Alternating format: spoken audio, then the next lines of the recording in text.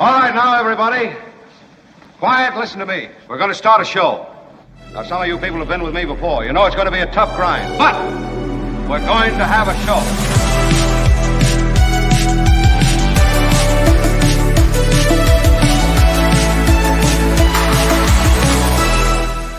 And it's our Friday show, and the Friday recorded audience is my favorite recorded audience, everybody. Wow.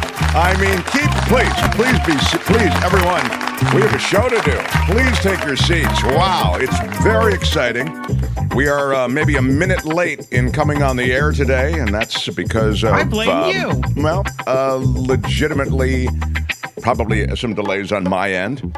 I had a lot of cat pee and poop to clean up this morning, everyone. So, some cat pee and poop fans in the audience? Yes. I have a very sick old man who is one of my cats, and we love him. But he is expressing himself in more and more ways that just, scream something wrong with me, and I'm trying to get your attention. And with limited skills of speaking, the only way he can really articulate himself is peeing and pooping. So that's what I was doing, and it delayed the show by a minute. So Albert is here. Albert, he has curated a magnificent Friday Fabulous Florida. We'll do it at the bottom of the hour. Kim is here. Kim, how are you? We are watching news events across the world. And the reality is that Michael Shure will come in the second hour, and he of Trump rallies, of major news events and politics across the globe and domestically, will comment on a week that has been very eventful indeed.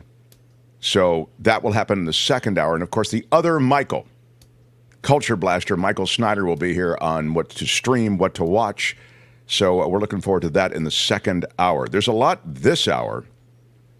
I'll just draw your attention to something involving the show.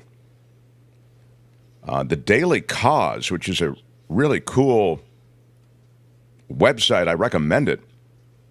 They had us, and a reference to us, didn't they, Albert? In the Daily Kos. Yeah, we were hyperlinked at the top, and we were embedded at the bottom. I'm going to pull it up so I could show the... It's pretty cool. I mean, there's never been anything like this. I didn't realize we were so legit. Wow. This is pertaining to the Harlan Crow-owned website software, really, that has allowed collusion among landlords, corporate landlords, big landlords. It can be any landlords, by the way. It doesn't have to be big corporate, but big corporate makes up a lot of it. And there it is, a tip of the hat, and I can't really read this. Let me just expand this, and I'll be able to... a tip of the hat to David K. Johnston, who opened his interview on the Mark Thompson show yesterday by noting a story, so far as I can tell at this time, has been completely blacked out of the news mainstream media. It's the story that the FBI raided the Atlanta headquarters of Cortland Management. It's part of a criminal antitrust investigation by the U.S. And it involves, and this is the key overlap, there's David K. Johnston, there's our show and the hyperlink, and they've embedded the video in this article. It involves Harlan Crow, and of course the Harlan Crow-owned Supreme Court Justice, that is Clarence Thomas. I come from regular stock. And so Clarence Thomas, tight with Harlan Crow. And so in this book, the book I believe is called The New Landlord. This is James Nelson's new book. Is it I think James Nelson is maybe the author of an article, but he's also, I know he's got a book coming, and maybe the article's based on it. He talks about this Real Page. Real Page is the software created by Harlan Crow. And beginning in about 1998, he writes in the article, to bring about meaningful change to the rental industry, Harlan Crow pushed a group of investors to form a consortium of real estate and tech companies to build this RealPage platform. So he's one of its originators. So this is the rental housing industry colluding on pricing such that they can operate industry-wide and have a common pricing platform. And in so doing, they keep rental units not fairly priced, but elevated in price, and they all sort of agree on it. It's a real collusion in the rental industry. So it's a data-driven economy, as it turns out, and it's driven by this Harlan Crow and his gangster relationship with the Supreme Court justice. Pretty wild. Anyway, that's in Daily Kos, but it's all detailed, or a bunch of it is detailed, by David K. Johnston in our conversation that we had when he visited. So, very, very cool. That is a balloon behind Kim. She was feted by everyone yesterday, and it was her birthday. The Mark Thompson Show. We loved all the recognition Kim got, and very, very cool that, you know. I've tried to tell my mom, no, please don't buy those Mylar balloons anymore. Yeah. Because you can't, when they're done, you can't recycle them because, I don't know if you knew this, but the inside of the foil is lined with a plastic material. I didn't know that. And then there's another layer of foil on the other side.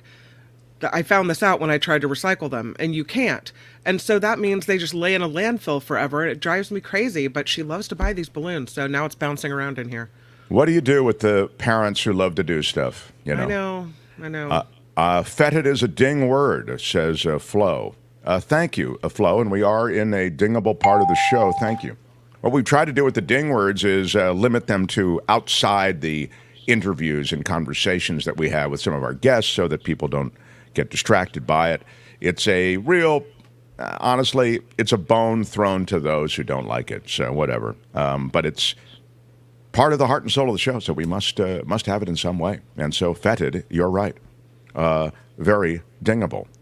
Walter says, hope you had a great birthday, Kim. Oh, thank you. Yeah, it was really nice. Yeah. Mylar can be reused for a lot of art projects, says Beth. Oh, okay. Oh, that's cool. interesting. Yeah. Yeah. But it is certainly true. Not only does it end up in landfill, Yeah. but these balloons generally that are allowed to just go off into the environment, they just end up trashing the environment, oftentimes getting caught in the, what I want to say, the gullet or the throat of many of those birds who eat them.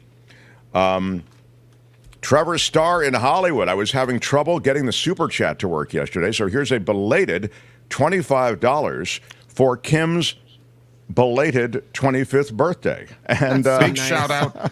I'd say Trevor kind of owes me, though. I mean, the Why is amount of that? time he spends pulling drops with my voice just to make fun of me, I feel like, Oh, he's due. okay. I'm Wow. kidding, Trevor. Thank you. That's really nice. Thank you. Wow. Oh, girl, baby girl. Don't. Even play. Really? Yeah. I do. Do you know what we're here for? Those are all his drops, yes. Yeah. Where's we the had drop? a substantial donation pre-show actually from Lori. Wow, above the look at bar. that. Big shout out. Lori Fusia. Now, Lori is one of the owners of... Isn't Red she Jack. of the Red Jack? Okay, Yeah. I've got Lori right. Yeah. I'm always worried I'm going to get something wrong. Anyway. No, you're right. Red Jack, Yeah. So they live above the bar, Mm-hmm. which I just love. I mean, it's remarkable to me that there hasn't been a sitcom or show of some kind about a couple that lives above the bar. And this is a real bar. Look at that place, the Red Jack. It's a great spot in San Francisco to watch sports, just hang out, have a beer. Look at all the different beers they have. Anyway, back to Lori. She's been with the show, supporting us from the very beginning when we were on KGO Radio. And she and her husband, they have drinks that are dedicated to us and spin off a little bit of cash to us every month. So now that's my overview and thanks. And this is what she writes today. This is from Daniel D. to, quote, help honor the life and memory of Sam Rubin. Wow. That's really nice. Yeah. That is really special. And thank you so much. I love Sam Rubin, as you know. I am actually going to see his widow this weekend. I'm so, and his daughter, I believe his son is not in the house this weekend, but I'm torn up about it still. So I love that you remember Sam so fondly, and I am still shocked and torn up by the fact that he is not still a part of our world. You know, he's such a he was such a terrific pro at what he did, and he was a great friend of the show, a great friend of this show.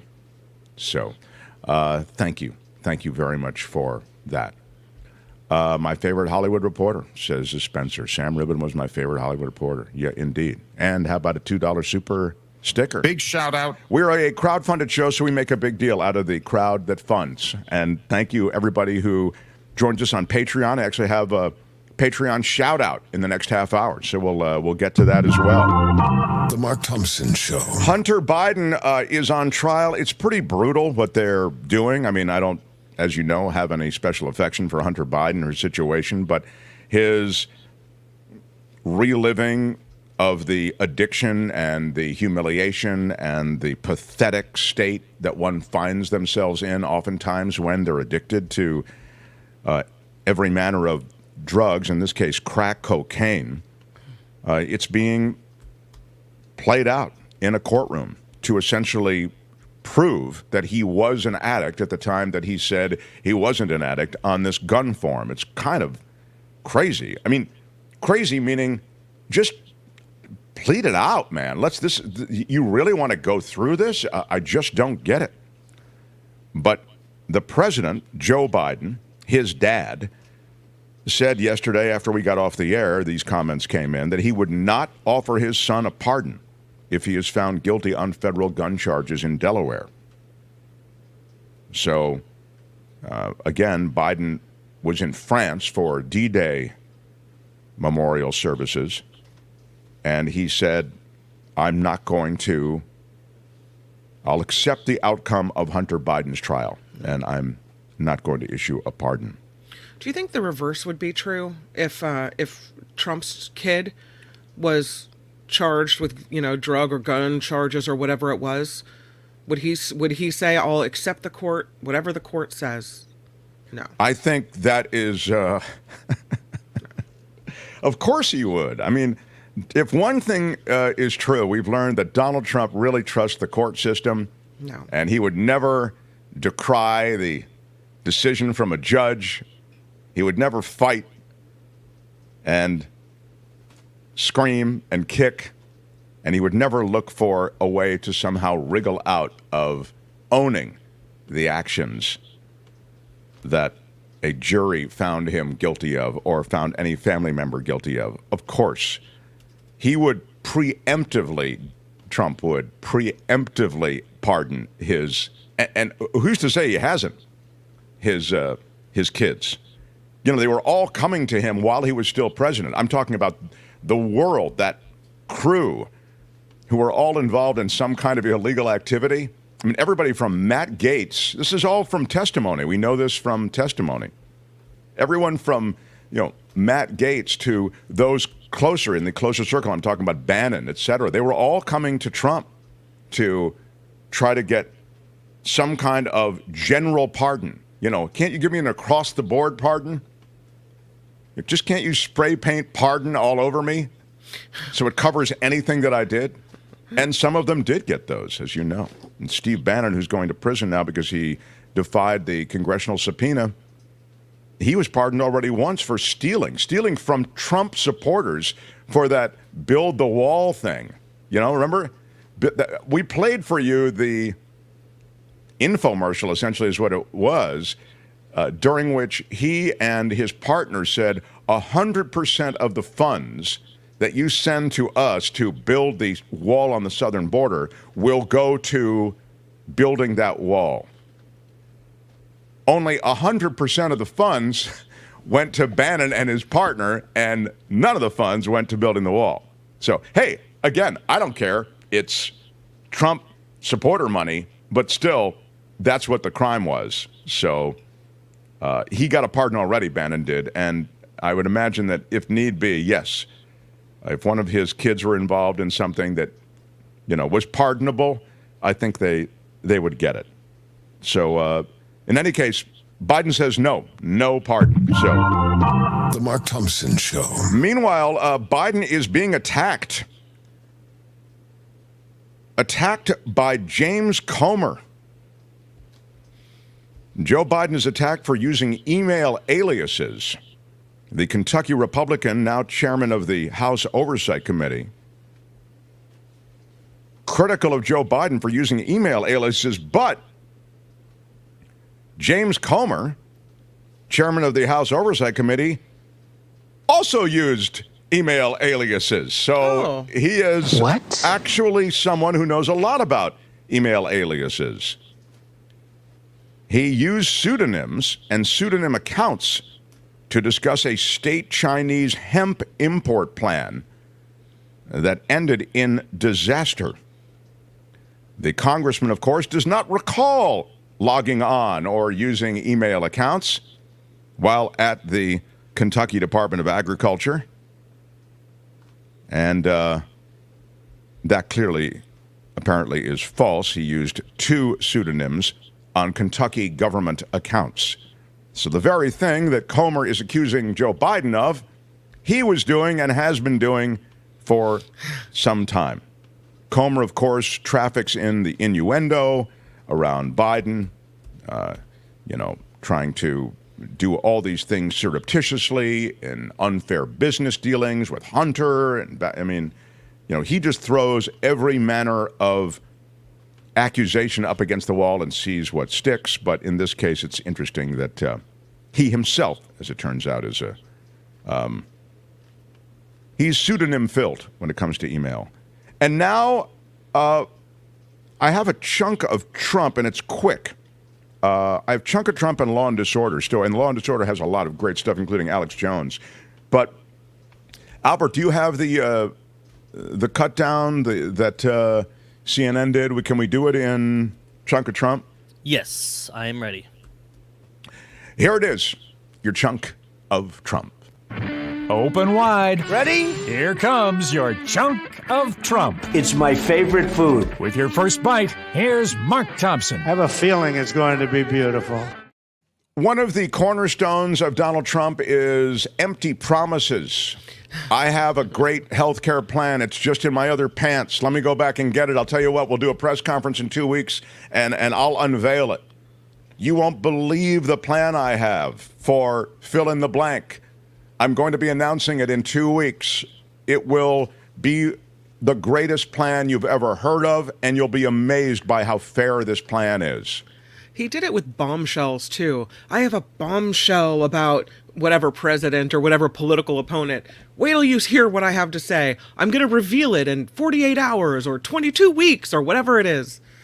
Come on. He is nothing if not the showman. But he's all showman and no goman.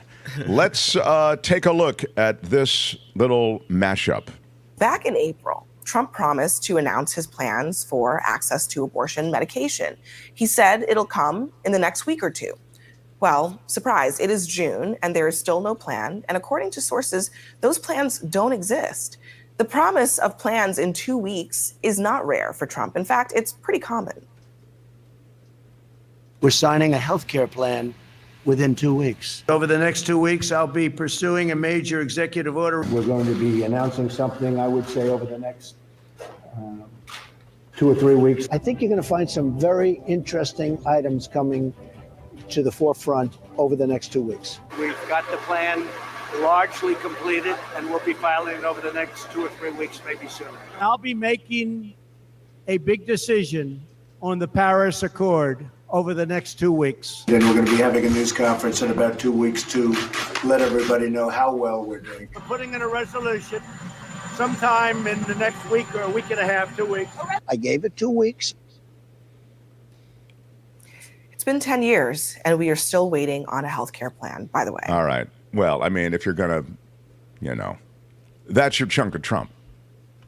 That's it for this edition. Well, I really enjoyed it. But make sure to join us again next time I think you might want to listen. There's nothing wrong with listening. for another chunk of Trump. I have a lawn disorder waiting, but first I wanted to... The Mark Thompson Show. My dear pal Sammy Rubin passed away from a heart attack suddenly. A lot of people are dropping, and I don't like it. I've told Kim I want to get a doctor on the show, talk about the data on people and the risk of heart attacks and strokes, and, is there any legitimacy? Has exposure to COVID, does it weaken our systems in some way? Because we all had COVID, or most of us did in some way. Even the vaccine, does that, whatever. I'm just wondering. So it is with against that backdrop and with that understanding that I saw this, and I'm sorry, but it jumped out at me. A common low-calorie sweetener is linked to heart attack and stroke. So I had to quickly... Now, I don't use any of these sweeteners, but nonetheless, I know they are very common, especially in diet drinks, etc. And so I pass this on to you, my beloved crew that comes in here once in a while, stops by to watch and support us and enjoy with us. And so I give you this news. Xylitol, which is used in many reduced sugar foods and consumer products like gum and toothpaste, may be linked to nearly twice the risk of heart attack and stroke and death in people who consume the highest levels of the sweetener. This, according to a new study. That's not fake. That's real. Well, they gave healthy volunteers a typical drink with xylitol to see how the high levels would affect their system. And they went up 1,000-fold. I don't know what the "they" is, though. These are, I guess, markers related to glucose levels in the body. When you eat sugar, your glucose level may go up 10% or 20%, but it doesn't go up 1,000-fold, said the director of the Cleveland Clinic's Center for Microbiome and Human Health. Albert, weren't you up for that directorship, the Cleveland Clinic Center for Micro and Human Health? Was that one of your they things? politely turned me down. Yeah, I would think you might have been pushed back on that. Humankind has not experienced levels of xylitol this high, except within the last couple of decades, when we began ingesting completely contrived and sugar-substituted processed foods. In 2023, the same researchers found similar results for another low-calorie sweetener called erythritol. That's used as a bulking sugar in stevia, monk fruit, and keto-reduced sugar products. A lot of people are on the keto diets. Additional lab and animal research, which we do not approve of, was presented in both papers. It revealed erythritol and xylitol may cause blood platelets to clot more readily, so that's where your stroke risk goes up. Clots can break off and travel to the heart, triggering a heart attack, or to the brain, triggering a stroke. In the new study on xylitol, differences in platelet behavior were seen even after a person consumed a modest quantity of xylitol in a drink typical of a portion consumed in real life. In other words, we didn't have to carpet bomb our subjects with the xylitol. We gave them just small amounts, and they still had the spikes that researchers are concerned with. These experiments, and I should add this, this is a quote, "These experiments are interesting, but alone do not prove that platelet abnormalities are to account for a linkage between xylitol and clinical events." That, according to an assistant professor of medicine at the Icahn School of Medicine at Mount Sinai. Some 61% of American adults will have cardiovascular disease by 2050, according to a recent prediction by the American Heart Association. So it's a real thing. If you can reduce clotting, do it. So that's the latest. It's another warning that we, if we can, ought to switch to water and unsweetened tea or coffee, I guess. That's what they suggest. It's in a lot of xylitol, in a lot of gum. And, you think it's safe because you go for the xylitol instead of the aspartame or the other things. And then you find out, no, it's not safe either. So frustrating. No, exactly right. I mean, Kim's so right about that. It's in candy, baked goods, cake mixes, barbecue sauces, ketchup. They have a list of it here. Peanut butter, puddings, pancake syrup. I mean, it's crazy. You have to really, watch what you're doing. And they approve these things, the FDA, without really having ample evidence and studies to show that it's 100% safe. It's frustrating. Yeah. By the way, xylitol is a naturally occurring element. What do I want to call it? It occurs naturally in a lot of foods, but in super small amounts. What we've done is we've isolated it, and now we added it to all the things that Kim's talking about and I just mentioned as well. Mouthwash, cough syrup, all that stuff, to just sweeten it and make it more palatable. So Merry Christmas, everybody. The Mark Thompson Show. Just take xylitol off of your stocking stuffer list. It is not going to be appreciated in the long run. Let's get Kim's news. I never got to my Law and Disorder, Albert. Why is that? I think it might have been because I spent too much on the xylitol. I spent too much time. Yeah, the xylitol, and we did start a few minutes late, just a few, not a lot of minutes late. All right, well. Receive the rod of equity and mercy. Receive that, Albert. Receive that. Thank you for that breakdown. Kim's news. Smash the like button like a boss, if you would. Friday, fabulous Florida, and more as we continue. Mark Thompson Show. The Mark Thompson Show.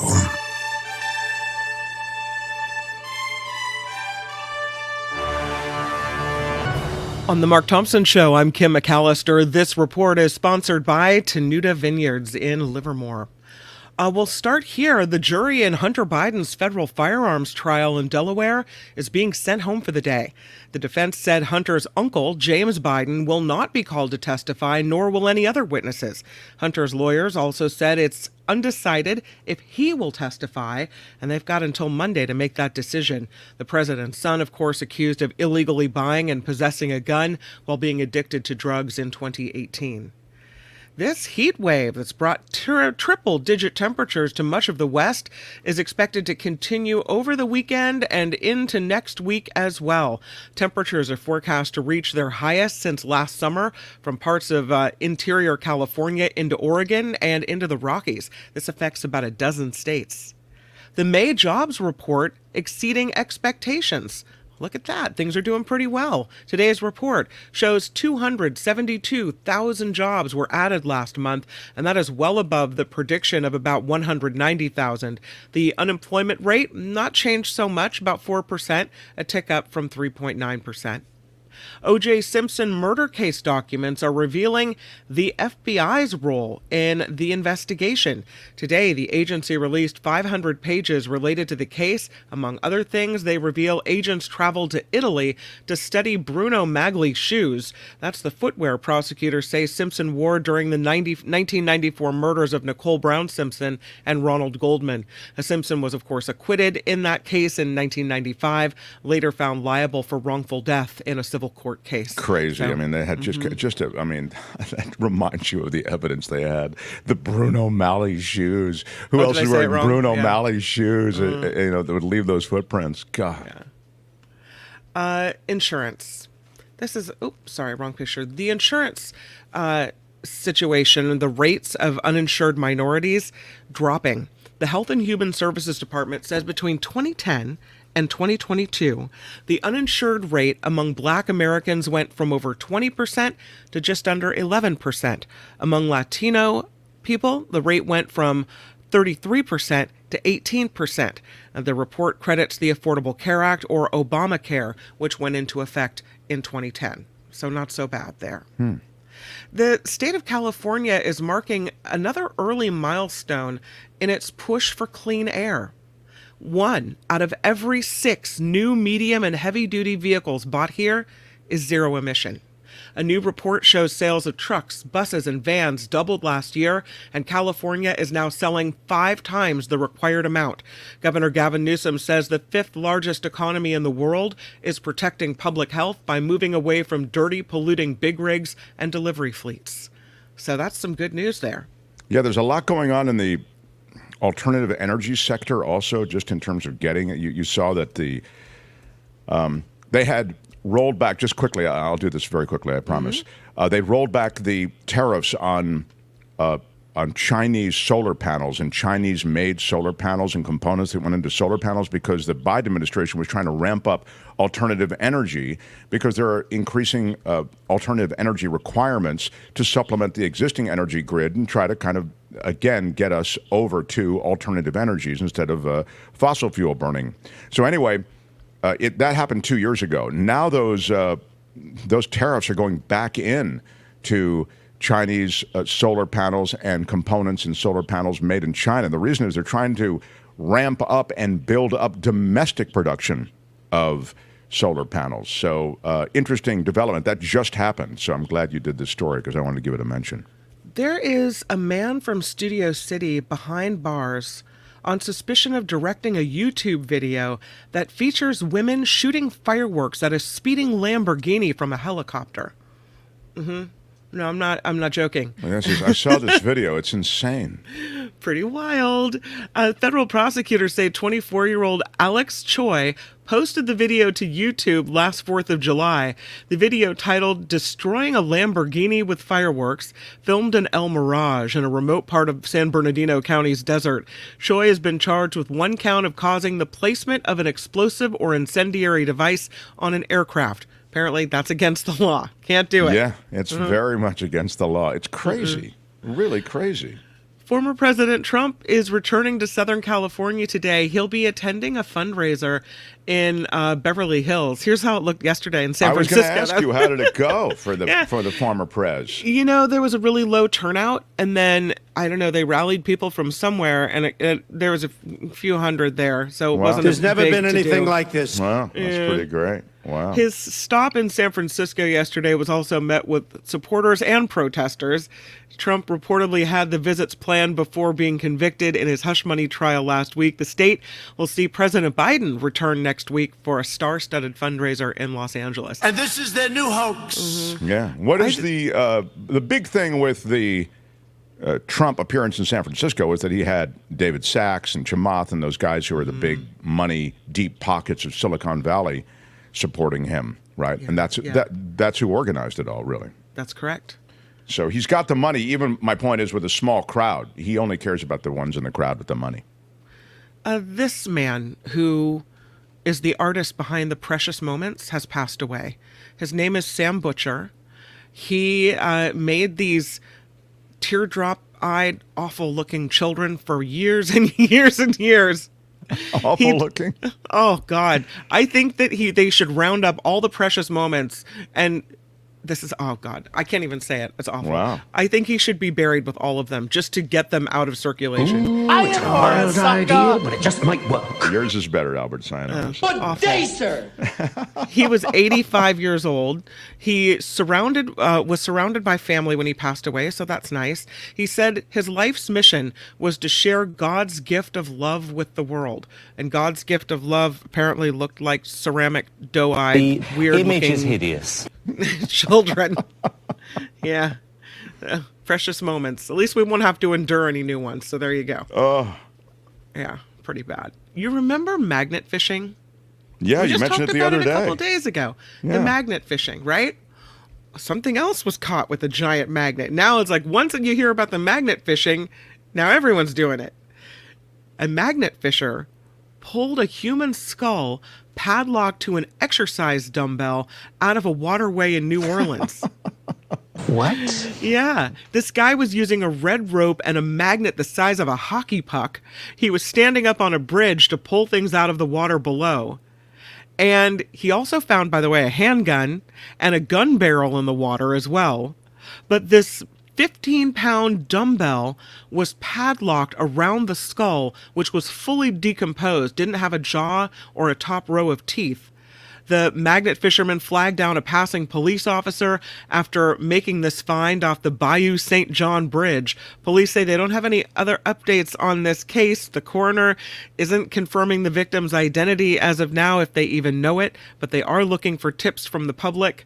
I'm telling you, you never know what you're going to find when you're doing the magnet fishing. I mean, how do you think the cop feels? Like, getting that call. He's like, they didn't really train me for this. I don't know what to do. You found you're dredging a waterway, and I have to respond to this. Well, man. I mean, yeah.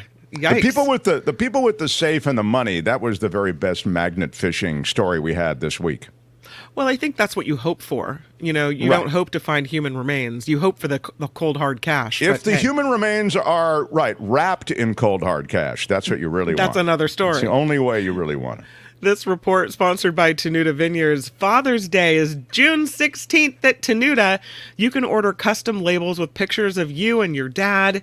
They have at Tenuta, it's child-friendly, it's pet-friendly, so you could just bring your whole family out there and have a Yes, ball. Get your child hooked on the Mark Thompson. Why are you yelling? Why are There's you yelling places red? to play. You can hang out. Yeah, that's and you'll never play that. There's alcohol involved. Yeah, with as much aplomb as you will when you have a little buzz on. So why are you yelling? Well, if you're looking for something fun to do on Father's Day and you're looking for a discount as well, call Rich at Tenuta. It is 925-699-4576, or you can email him, rich at Tenuta, Tenuta vineyard.com, and you can write or type, smash it with your iron rod. Smash it with your iron rod. Boom, instant 10% off right there, just because you did that, right? Wow. Yeah. If you're ordering a case of wine, by the way, discounts 20%.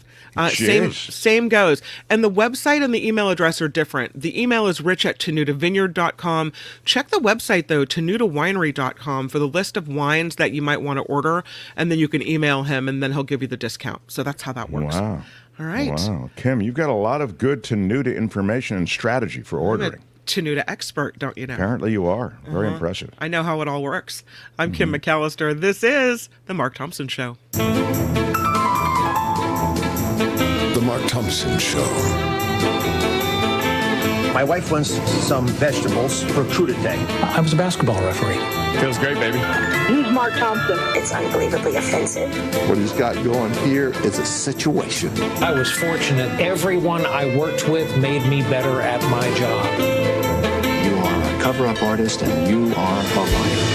Yeah, I am excited. Albert has curated Friday Fabulous Florida as he's done every week. In fact, he's even done it from exotic ports of call. Albert often finds himself in places like London or Singapore, and still, he always responds to the call of Friday Fabulous Florida. And he's done it here, even as he's back in the homeland.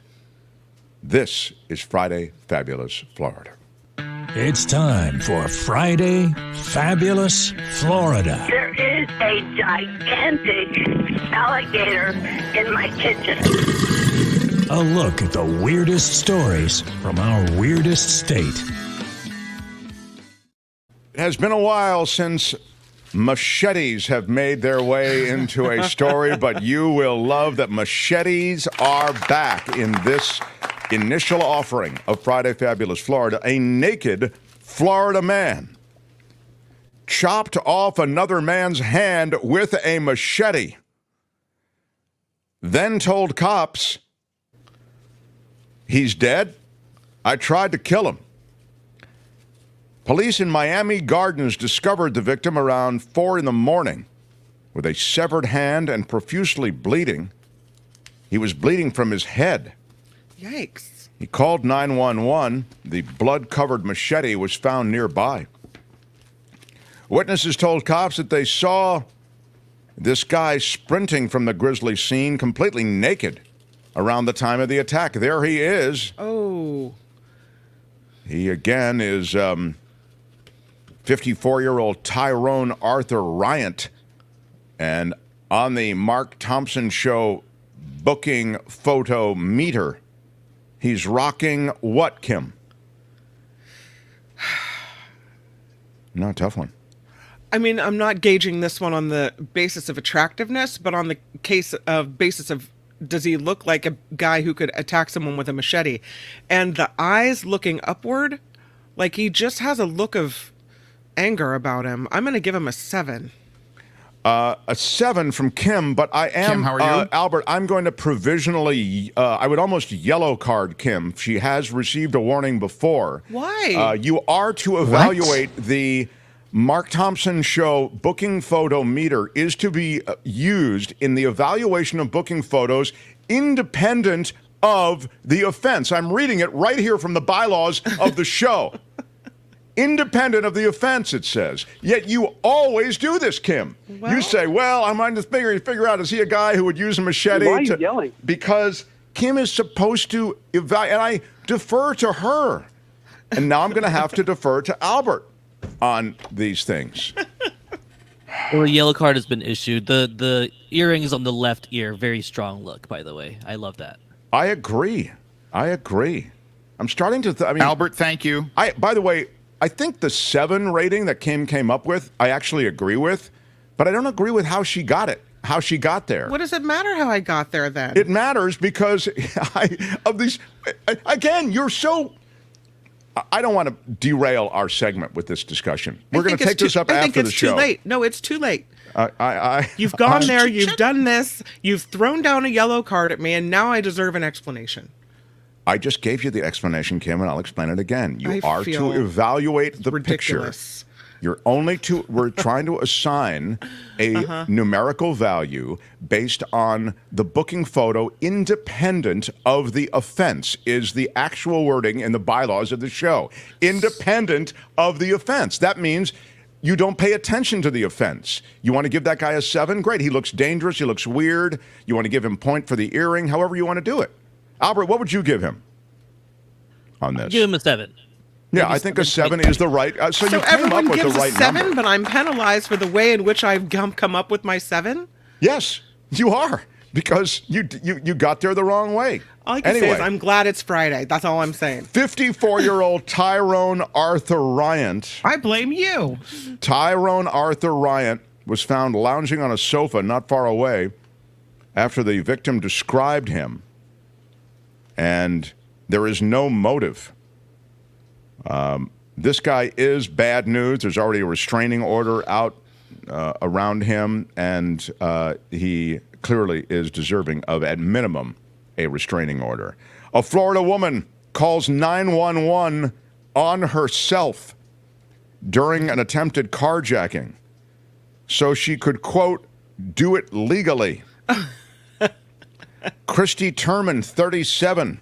She called the Lee County Sheriff's Office because she wanted authorities to know that she's trying to steal a car that's not legally mine, she said. I think we have found our winner. Yeah. So y'all better come make a report. I'm reporting this, she's saying.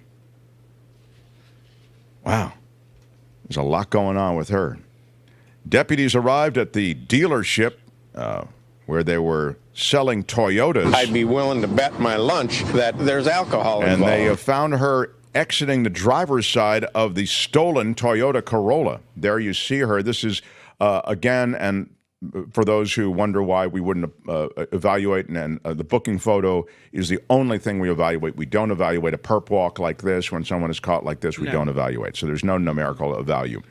Deputies arrived at the dealership a short time after the call. They found her exiting the driver's side of the Toyota Corolla, and the 37-year-old said that she was being trained in a game of black ops to steal a car, but called the authorities to make her carjacking legal. You know, she wanted to let them know, I'm not really stealing the car. This is all just part of a black ops training that I'm involved in.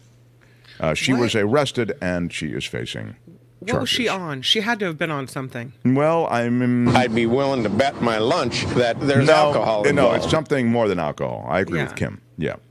A Florida man finds himself in jail after he tells cops his name is Mr. Monopoly.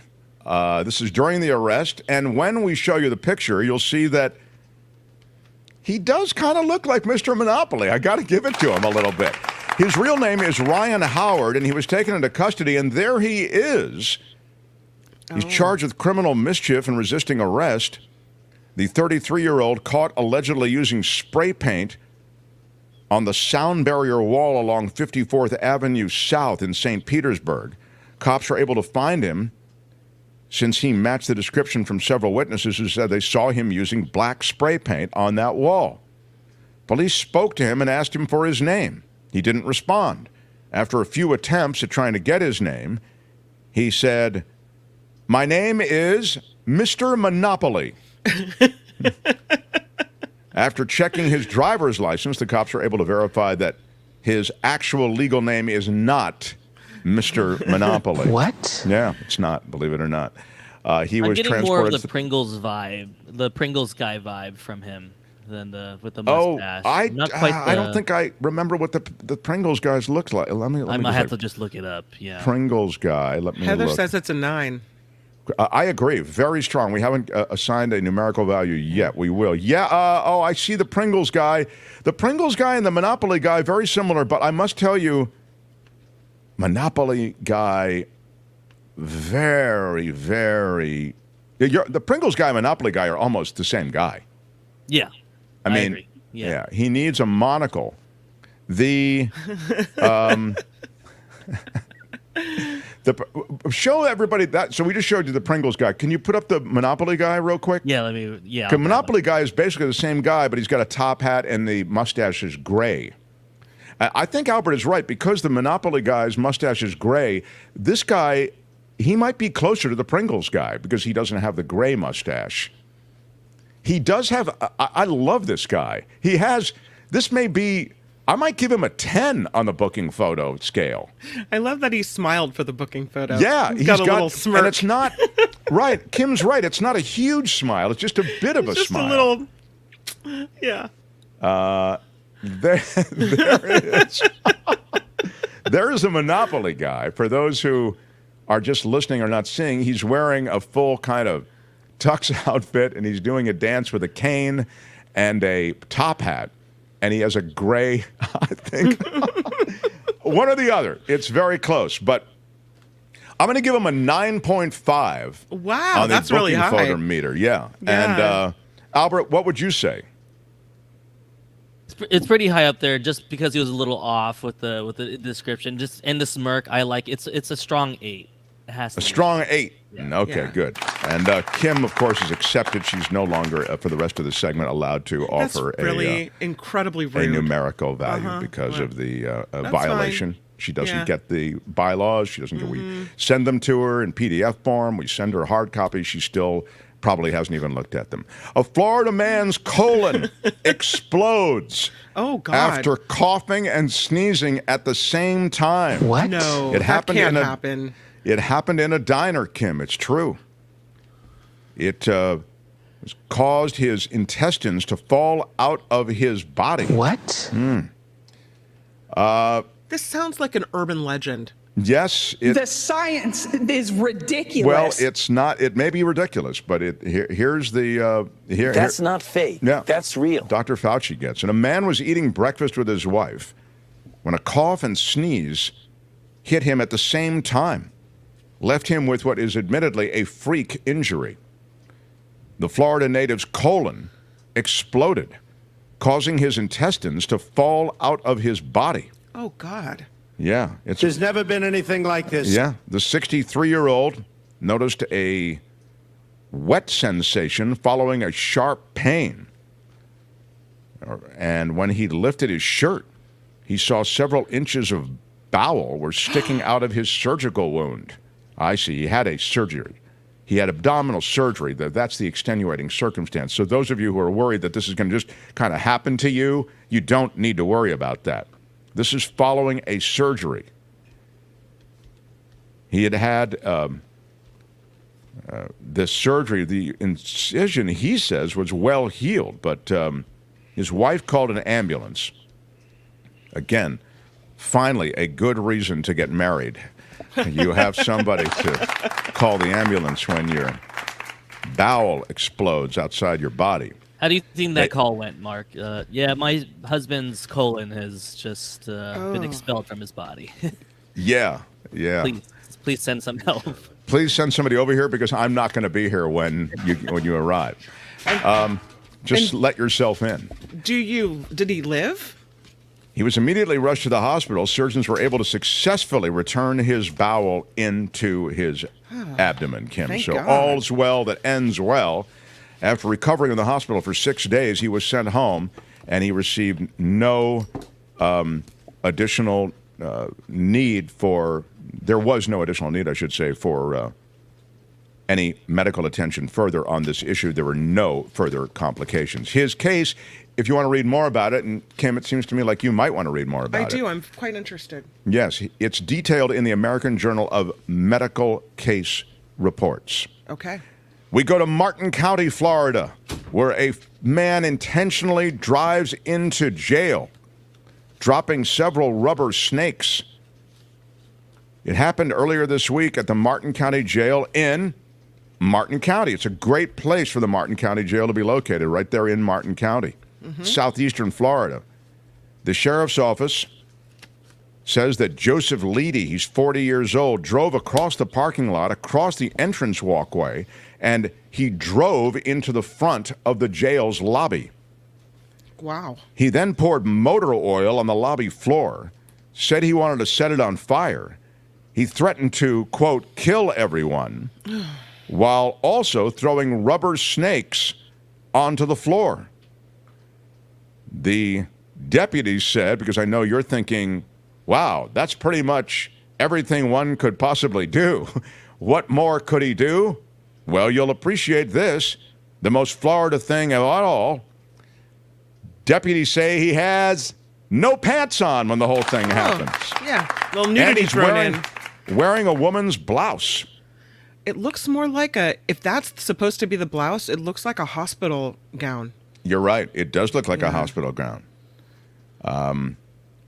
He was not able to get through the steel security doors of the jail. He was arrested and booked into jail. 4 counts of aggravated assault and criminal mischief. A Florida man jumps into a pond to avoid arrest after leading deputies on what was a 100-mile-an-hour chase. It's Tampa, Florida. He's evading arrest. He takes them on this wild chase. And deputies respond to the area of Davis Boulevard and Countryside Drive there in Collier County. He fled across a community golf course after stealing golf equipment. Jeffrey Treffy, 46 years old, of Naples, he was chased by the cops. We have some video of it now, and you can see the wild. Look at him driving wildly, but it was the culmination of this chase that really got everybody's attention, because the jumping into the pond was the key move where he tried to elude capture, but you can see him there being pulled out of the pond. And I mean, those poor cops. I bet they didn't realize when they went to work that morning that they'd be, going for a little swim in the pond. Well, it is Florida. It could happen on any day. I guess so, yeah. So Treffy is in police custody. A Florida man is arrested for smacking an officer. Uh-oh. With a Stanley Cup. Not only that, he did it after he broke into church. He broke into church using a sledgehammer and caused over $10,000 in damages, which is really... This is a word from the Lord, and he's not happy. Yeah. After the cops put you in custody, Timothy Bornman, the Lord would like a word with you. He's Timothy Bornman. You see him there, 24 years old. On the booking photo scale or meter, this is tough. I'm going to give him, I think it's a pretty solid picture, to be honest. He looks like he was in a scuffle. He looks like, well, he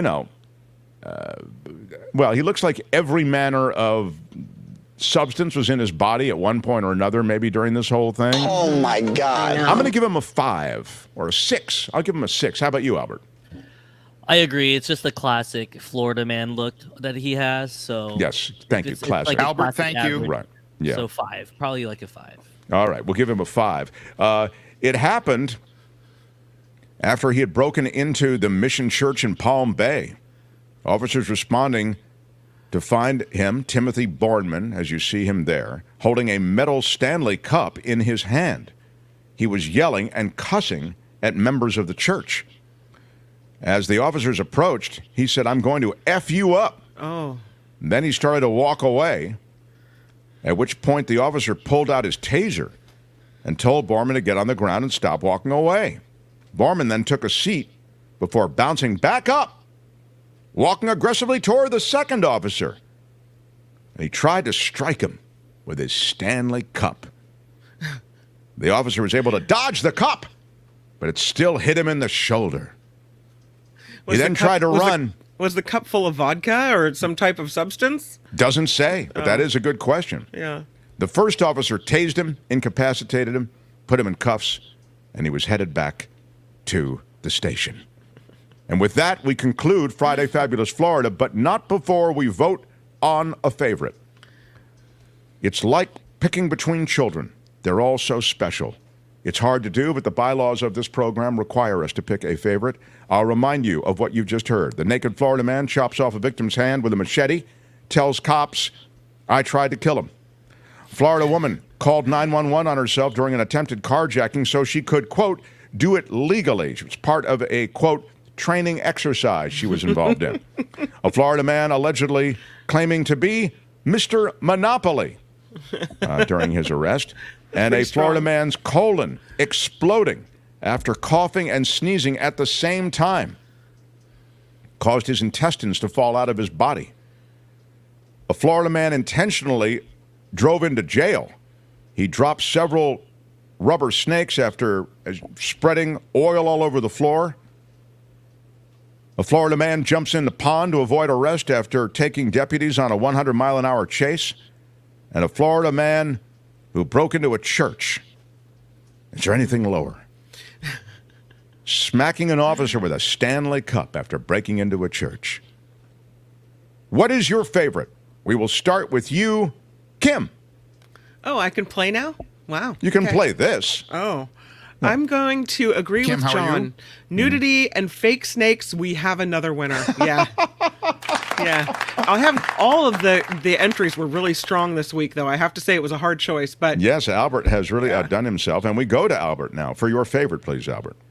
I mean, anytime there's a machete involved, it's like an automatic vote for me. So, and it's been a while, so the naked machete man probably bad story, terrible story, not a good outcome, but just in terms of for just the presence of machete, you give it to. All right, I get it.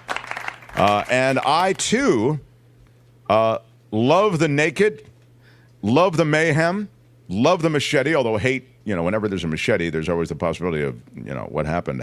I love that that's part of Friday Fabulous Florida this week, but I'm going to break with tradition, and I'm going to designate my favorite as Mr. Monopoly. I don't know why. It just hits me. I love Mr. Monopoly. I love that story. I love how he looks. I loved his booking photo. I just loved everything about it. In the chat, Albert, what was the fan favorite? The woman who called the cops on herself. Is that right? Yeah. And also the special vote from Michael Shure, who's actually standing by. He has a hard out time at 25, Mark, by the way. When anytime a Stanley Cup is involved, it gets my vote, which is, he's a hockey fan. That's not Lord Stanley. That is the Stanley Cup that you could get that every normal, average human has to put their water in. But yeah. That's right. That's absolutely right. But when I saw Stanley Cup, I actually thought of Michael Shure, too, so I'm not surprised you went for that. That is Friday Fabulous Florida for today. This has been Friday Fabulous Florida. There is a gigantic alligator in my kitchen. Y'all come back now here. Ladies and gentlemen, I'm Shadow Stevens. This is the Mark Thompson Show. Keep it to yourself.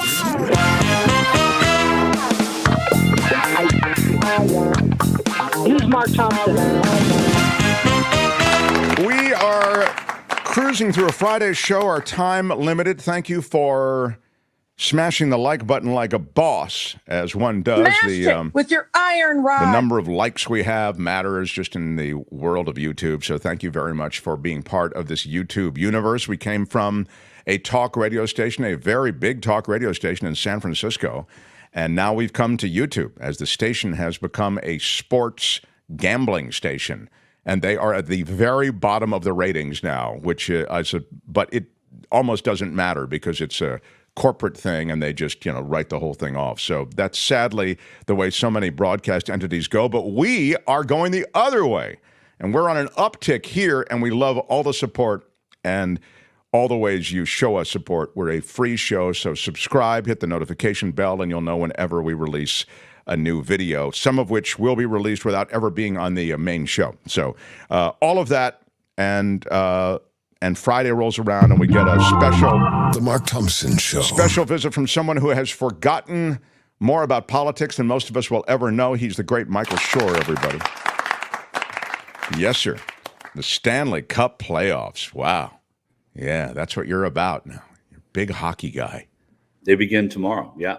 I just That's learned right. that on a sports gambling radio. What? Do you have before I get into the politics, do you have some tradition that you follow when you're watching the Stanley Cup playoffs? Do you? Yes, I follow it. I always remember having watched it with my dad. My late dad was a huge hockey fan, got me into hockey, and it was a ritual that when we were together, we always watched and we would talk about the game afterwards on the phone. And, I love the Stanley Cup. And what this one, and then we'll get to politics, this one in particular is that Connor McDavid is the best hockey player in the world. And whenever you get a chance to watch someone who is the best at anything in the world, it's great to see. And, he plays on Pacific time in Edmonton. A lot of people don't watch it because a lot of people don't watch hockey to begin with. But the national stage and the international stage for him should, I would imagine, show people some pretty incredible hockey playing from the guy who really is. I think everybody believes he's the best in the world. I was watching a little hockey the other night, and they have now the helmets and they have the padding, and I thought, wow, it really has evolved. I know but old school hockey, they were just guys with skates and little more than that and a stick. Yeah, I would say it's been about 45 years since. Well, you know what, Michael? That's still old school in my book because it is. But I mean, helmets came along quite a while ago, and pads, okay. Mark. You're saying I should let it go? I would let that go. Okay, all right. Hey, Michael, I'll get to the former President Trump in a moment because new polling that maybe accounts for it. I know you love polls. Saying that sarcastically, but no, I do love polls. I just don't. They matter, at different times. Right. Well, in the shadow of the guilty verdict, they did some polling. I'll finish this now since I've already started it, and it looks like there is some softness or some softening of support around Donald Trump. It may only be it's less than 10 percentage points, but. They did an interesting thing, and the New York Times did, and the New York Times sometimes does good things and sometimes does stuff that's just gross. But that said, they went back to many of the people who were polled in their other very high-profile poll from a few weeks ago, and they said, now that Trump has been found guilty, how do you feel about voting for him for president? Would you vote? And again, it was, I think it came out to about 7% said they would not. So you see, and based on a number of questions, it looked like his support was softening. Help me both with that and just how now that guilty verdict gets baked into what might happen in the election. Well, I think one thing to remember is that the guilty verdict will be 6 months old by the time Americans go to vote for president in November. Many things are going to happen between now and then, and other things will impact people's decision making and the way they judge these two candidates and these four candidates. And so we don't know the fourth yet. We don't know who Trump's going to run with, but that will certainly impact at least a news cycle. But I think that what you're seeing is something we talked about last time, Mark, which is that there are some people who just find voting for a felon to be something they can't do. And it may not, like you said, be a lot of people, but there are certainly human beings and American human beings who are not sort of inclined to do that. And every, in a tight election, every percentage point does matter. When it comes down to it, will a Republican who tells you in early June that they are don't like the former president anymore because he was convicted, when it comes down to getting into a voting booth or filling out an absentee ballot, will that matter? I don't know. Behaviors change, as we know, when they get to the actual vote. But just that trend alone is something to give concern to the Trump campaign. Well, you say it so well, because in a close election, and they, couldn't have found a closer election, I think, than the last one. They come down to like 48,000 votes, and just so. And it was rigged. Yeah, oh, right. Aside from the rigging, and by the way, that's the way you want to rig it, right? Close. If you rig it super one-sided, then it's like then it looks rigged. Right. And also make sure you don't rig any of the House elections. You're right. You don't really want control. The one where we won the House, that one wasn't rigged. Yeah. So I think that's interesting because, it only has to be sort of true for it to have an effect on the outcome of the election. And that is the bottom line. That's why and you can't, if you're Donald Trump, you can raise money off of it from your minions, but you cannot raise political momentum off of it. Had he been acquitted across the board with an exclamation point that way, then he would have gotten the money and the political momentum from it. And that's where the difference lies. People said, people ask me all week that week, well, what does it matter? What's the impact of the conviction? The impact of the conviction is far less than the impact of an acquittal would have been in terms of what it did for Trump. So I think that's really important. The debate is upcoming. How important is that? I think it's important for Democrats to see their president debating. I think that, for a lot of Democrats who watch President Biden, it's a little like watching, Olympic figure skating. Just get through this routine and don't fall, please. And that's a terrible way to have to watch a candidate, but it's how people watch an 81-year-old candidate. And I've said this before too. It's how people watch, have watched Joe Biden for a long time. I mean, this is not a new phenomenon of Joe Biden not being a great debater. We've discussed that here too.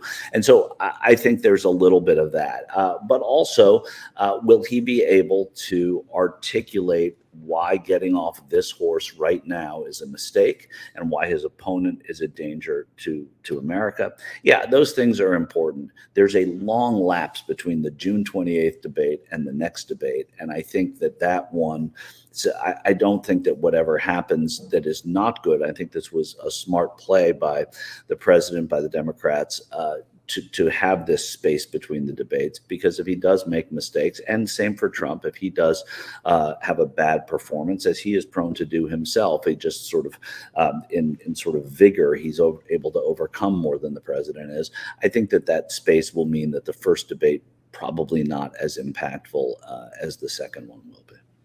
I want to turn to Mike Johnson, the GOP House Speaker, who is throwing bones to Trump, it would seem, and the right-wing caucus. He just appointed Scott Perry, the Republican from Pennsylvania, and Ronnie Jackson in Texas to the two open slots in the House Intelligence Committee. So you've got MAGA access now, and I'm talking about election-denying, full-blown, wearing the stripes on the shoulders MAGA people who have access to highly classified government material.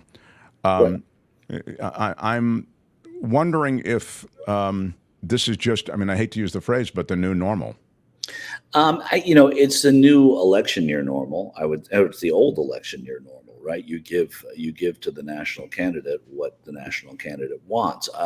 Ronnie Jackson's not just MAGA. He's someone who worked as the president's doctor, is the one who gave the glowing report of never has there been a more fit U.S. president. He is partisan full on, but he won on his own, in his own right, a seat in Congress. I think also, one of the roles of the Speaker of the House is the fundraiser in chief, basically, of the party. And Mike Johnson knows how he has to win over MAGA supporters in the wake of people wanting to challenge him, the Freedom Caucus sort of being opposed to him. Scott Perry, a big figure in the Freedom Caucus. So I think that there's part of it is fundraising. Part of it is knowing that he's got to go into districts to raise money for the Republican Party for the House election. And if he has real MAGA people vouching for him, as Perry and I assume Jackson will, then it makes it a lot easier to raise that money. And the president, or the former president, but the national candidate for the party, will also not sort of needle him on the campaign trail, which doesn't help the party. I love that you mentioned the Freedom Caucus, because you're right. It was a huge campaign by the Freedom Caucus to get him onto the panel. I'm talking about Perry. Yeah. There's a quote in here from Byron Daniels from Florida. The FBI investigation has offered us BS over January 6th, which is part of the problem that we have at the FBI. So if there's more oversight of the FBI, that's a good thing, not a bad thing. Right. And Byron Donald's also a Freedom Caucus member, also obviously Floridian, campaigning, some people say, for the vice presidential slot, but I think geography makes that difficult. But here's the thing, right? I mean, Johnson has to quell the storm in the House no matter what. Like, that has to happen. That's part of in order to get anything done, that has to happen. I think many Republicans who didn't want to see Perry and Jackson on the Intelligence Committee are saying, well, look, why go through the clown game here if we are trying to hold on to the House, right? If we are trying not to seem extreme. I don't know, though, that there's a real trickle down to the average voter on, the appointment to the Intelligence Committee by that person from another state. That doesn't matter to most voters, right? What does matter is, in the big picture, the fundraising that he can get by now having MAGA dollars available to the national party. Yeah, I just think about, Perry was involved. There's still an open investigation into Perry on the 2020 election subversion, right? Yeah, there is. I mean, he's it's a federal investigation. He's not a favorite, but federal investigations don't seem to bother that crowd. Well, in that spirit, I wonder what will happen with the fake electors, Michael. Even some of these fake electors who were ready to, legitimately pull off something illegitimate. Right. I think criminally things are going to happen with them. And I don't think they're going to happen on the same schedule that a lot of people who want to see them really suffer are going to want, right? I don't think that schedule is there. But you have to realize, just by our talking about this, by turning on the TV in the evening and flipping through the channels and hearing about this stuff constantly, it is the background noise to the 2024 election. And that's not something in any way that can help the Republican candidate, the Republican Party, win over the people that they need to win over. The people they've already won over, those are in their back pocket. But the people that they're trying to win over, this background noise, even if it isn't a trial, even if it isn't an indictment, even if it isn't something that is concrete, the continual beat of this will be the metronome of this election. And I think that's bad enough for the Republicans. Such an interesting point, because we all sort of await for the paper to be served, the indictment paper, but it's not necessarily the thing. Oftentimes getting into the public discourse is the thing. But I just want to mention, for those who are not aware, the Wisconsin Attorney General, and Wisconsin is a key state. Yeah.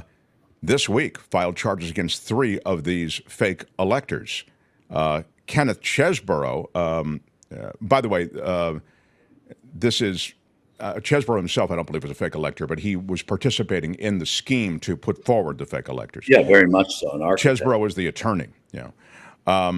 He devised the fake elector plot, essentially. Also another Trump lawyer and a former Trump campaign official, all facing indictment. And again, as I say, charges filed just this week against those 3. But boy, it did take them a while to get to it, Michael. So it did, but it's a drumbeat, right? And like I was just saying, it's not going to just disappear. It may not have a resolution in time on the calendar the way that a lot of people want that to happen. But it's not going to disappear either. And it's going to be, like I said, the background music to this entire year for Republicans running in the House, Republicans running locally, and for the presidential race. It's hard to believe, just as I think I'm going to lose you here in a second. So I have 5 more minutes, or what do I have? We have 5 minutes. Okay. It's hard to believe that, boy, if Trump does prevail, all of this washes away. I mean, this scheme, essentially, to take over government illegally just washes away. It's a remarkable fact, that we really will be entering a different, this is my opinion, just a different kind of deep space that we've never been in, in the modern age. Yeah, I mean, there's a big if and a big then there. And so I don't, you can talk about the if, but I don't think we really know what the then is, because a lot of these federal charges and a lot of these state charges especially, there's very little for him to do other than have it perhaps postponed, and other than seeing some states say it's unseemly to be doing this to a U.S. president. But there's also going to be a lot of motivation behind doing that. And one thing you have to remember, too, is when Trump is a lame duck president 2 years into his presidency, maybe even earlier, Republicans are going to have an easier time running away from him than they do now.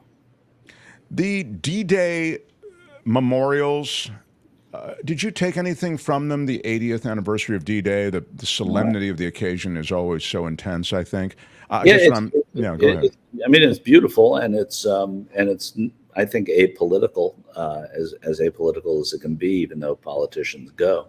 I think that it reminds us all of a time that we don't have anymore, where there is, you can bemoan that stuff and get corny and sappy about it, but the mere fact is that we haven't had something that has unified the country like that did in a long time. I also look at the alliances that exist today as a result of World War II, the post-Soviet alliances that are always being tested, and now all of this is being tested in ways that it hadn't been before. Of course, the last president, Donald Trump, was talking openly about getting out of NATO, about the NATO alliance members not paying enough, et cetera, for their protection. It was sort of like a mobster complaining out loud about the international participation of his mob in protection. Right, yeah. Do you, as you look ahead, I know international politics is sort of an adjunct to a lot of what you do, but you do know a lot about this and this history. Are you optimistic, or what do you think? I think there's reason to be optimistic. Look, when you see shows of this, and unfortunately things don't endure like they used to, right? So we're not going to be talking about Normandy in a day, right? And it's just that has passed. We had D-Day, we celebrated it. But when in Europe and in the United States and Canada, when they see these displays of what happened in Normandy, I think that and you see how close it is in Poland between the left and the right, how Hungary has gone in the direction, a very right-leaning direction, Austria too, that there are grumblings in Germany and the Netherlands. And you see something like that, it makes you step back and say, okay, maybe we're not going to be going in that direction. I think a lot of the rank and file, a lot of the younger people in Europe and Eastern Europe remember that, are told that, but also see that now because they don't remember it from way back then. And so I'm sure it has an effect, and I can only imagine a positive effect. Find Michael across the webverse and here on Fridays, and of course watching the Stanley Cup playoffs tomorrow. You're so generous with your time. Really appreciate it, my friend. Michael Shure, everybody. Right on. The Mark Thompson Show. I'd love a little Kim's news. A little newsy news. And then we'll get to Michael Snyder. I was actually just looking at... Can I still do the news with a yellow card? You were yellow carded for your inability to adhere to the basic bylaws and tenets of this show as it relates to... No, but you brought it up, and we're going to revisit it because clearly we have to explain it over and over. Wasn't sure Albert, do you want to explain to Kim why she was yellow carded? It seems pretty clear to me. She's always testing. If your kids did this, it would drive you crazy. Mm-hmm. Gosh, just don't. Why are you yelling? Yeah. Of course, we cherish you. We love your contributions. But when you willfully step out of line the way you have today, you deserve a yellow card. Why are you yelling? Is that right? And by the way, I yellow carded a listener and viewer yesterday, Delwood Kelp, and I haven't even seen him in the chat. Maybe you offended him. By the way, I love the name Delwood Kelp. It's a great name. I'm sure it's not his real name, but it's a pretty terrific fake name. And it pained me to yellow card Delwood Kelp, but I did. You seem really broken up about it over there. Well, I am not, by contrast, at all bothered by yellow carding you today. Is that I really the case? what? I feel it. I feel it. I revel in yellow carding you. It was great. I loved it. Yes. All right. Kim's news. Smash the like button like a with boss. your iron rod. Was that Vilma? Who? I missed. There it is. Vilma. Vilma. Belated birthday wishes to Kim. Yeah. Thanks, Vilma. Thank you. Big shout out, Vilma. Big shout out. That's so I was on the nice. road, she says, to Chico and was just listening. Oh, yeah. Okay. Very cool. Well, Vilma. thanks She's for taking us along with you for the ride. Yeah, I love it. I was looking for the Straight Up Right In. Isn't Straight Up Right In Chico Dave? Yeah, Chico Dave. Mm-hmm. Yeah, Dave and Chico. Straight up right in, no Dave problem. and Chico. Yeah. Straight up right in, no problem. Right, that's it. Dave used to call in just to talk to me, too, before on KGO. He would, He I was don't want to great. go on air. I was like, Straight okay, up well, right in, no problem. Yeah, he was talking about that related to a colonoscopy, actually. It was a call about, I did it he was without very any matter, kind he was a of... little too matter-of-fact about it. Yeah, it was a bit concerning. Billy DeBono, belated gift for Kim's birthday. Kim, you're a pro's pro. That's nice. We're all cheering for Mark to catch up to your professionalism. Wow. Big shout out. Big shout out. That's a wonderful text. Thank you. Which one do you use, Mark Thompson? That's a birthday text right there. Kim is setting a pace that I could never possibly achieve. So I thank you for that. Who is having that conversation? Well, anyway, the important thing is we all love each other. Joy Branson from day one here. This is her first time? Nice, Joy. Wow. Yeah. A $10 super sticker? Super chat? Big shout out. Joy, welcome. Thank you. Thank you. Thank you. That is really cool. Welcome to the show, Joy. Thank you so much. Thank you so much. And Doug is a regular viewer, listener. What's up, Thank Doug? you, Doug. Thank you so much, Thank Doug. you And so thank much. you, Joy. Thank you, Vilma. Thank you, everyone. I know I left someone out, but I'm overwhelmed, frankly. Overwhelmed. Kim's news, and then the great culture blaster, Mark Thompson Show. The Mark Thompson Show.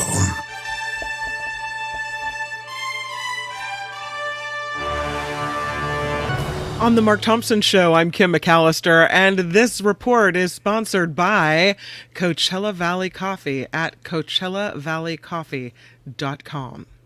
It's Hunter Biden might take the stand in his federal firearms trial in Delaware.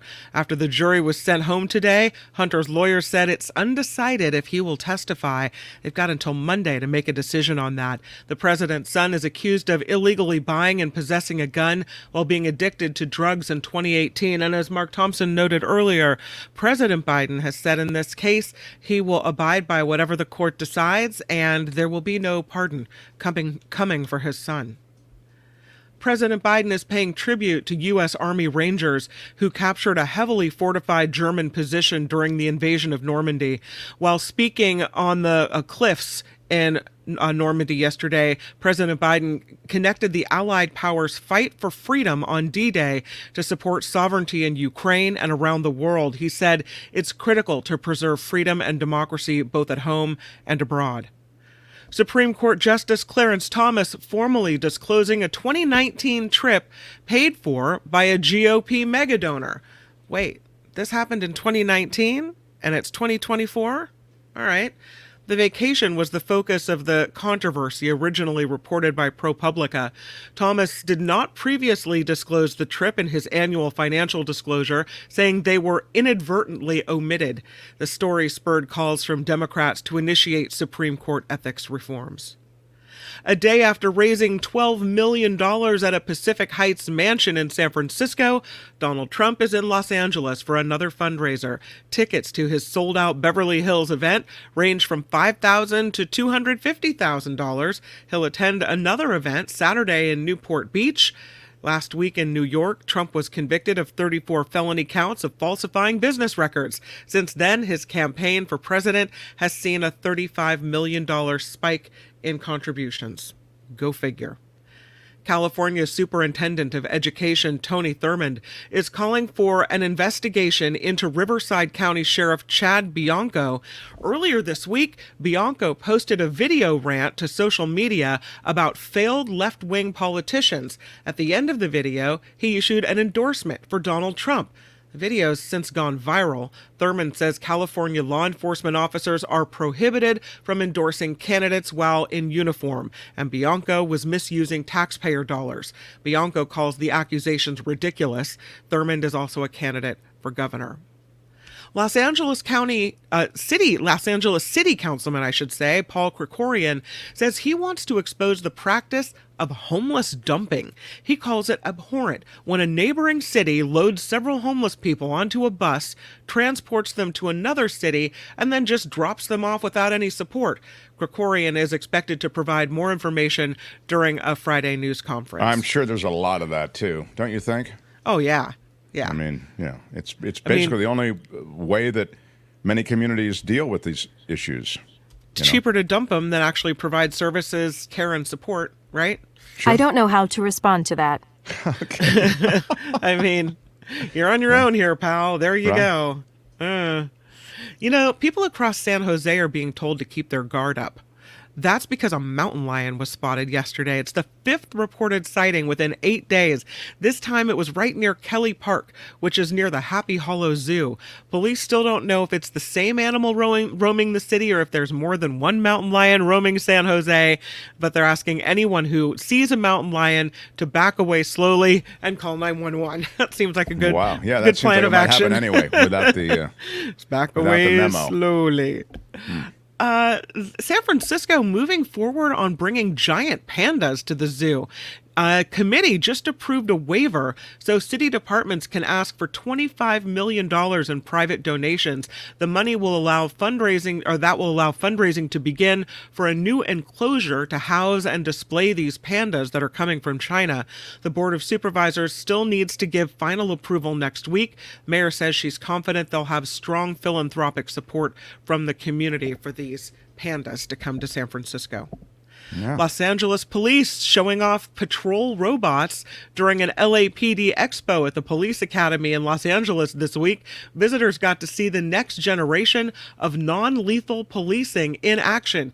2-legged humanoid robots and 4-legged canine robots demonstrate how they can de-escalate dangerous situations without a deadly use of force. So, RoboCop coming to Southern California. There you go. Well, the robo cars work so well. I'm sure this will work out well as well. Sure, why not? Literally, do they arm these things, or how does that? I don't think they're armed. Their whole thing is de-escalation. I mean, if someone shoots up a robot, that's that, right? Right. It's National Donut Day. Did you care? Did you know? I'm always amazed when things like donuts or desserts need a day, or hamburgers or whatever. It's never, National Senior Dog at the Shelter Day. I mean, you know what I mean? It's always National Donut. Donuts don't need a day. Every day is donut. We all want donuts. I mean, there should be a National Quinoa Day or maybe a National Broccoli Day, right? Yeah, I'm sure there is I'm sure there is a National Broccoli. It just doesn't get the play that National Donut Day gets. Especially when Dunkin' is offering a free donut with the purchase of a drink today. They're partnering with that singer named Jelly Roll to celebrate with a donut-themed merch on the website. Krispy Kreme has free donut with no purchase necessary. 7-Eleven rewards program members can buy a glazed donut for $1 today as well. Wow. So, donut deals everywhere. Loving it. Loving it. That's got to be cool to be a part of the 7-Eleven rewards. What was that rewards program? Yeah, 7-Eleven rewards program. You got to buy a lot of stuff at 7-Eleven to qualify for that. Not bragging, but my wife and I are part of the 7-Eleven rewards program. Yeah, we're a top member. We're like in the top 1% of that group. We have platinum status with 7-Eleven. Yeah. You know what they don't serve at 7-Eleven? You got it. Coachella Valley coffee. Oh, that's right. I mean, do you really want the scuzzy black stuff at 7-Eleven when you can have a little bit of heaven in your cup? I love all coffee. No. But I'm sorry, adore but all coffee is not created the equal. Coachella Valley coffee, having a little cup of it now. A little bit of heaven in your cup. Something special. You can find a huge selection of coffees and truly amazing teas. A treat just for you. Go to CoachellaValleyCoffee.com, load up the cart, and then get the exclusive 10% Mark Thompson Show discount just for being a listener here. You put anything on the site. Yeah, anything. Just all fair take game. the 10% off with Mark T at checkout. Oh, no spaces in there. Mark T all together at checkout. That's your code. And enjoy the good stuff. CoachellaValleyCoffee.com. I'm Kim McAllister, and this is The Mark Thompson Show. They had to close down an entire radio station to silence him. And now he's here. Ladies and gentlemen, Mark Thompson.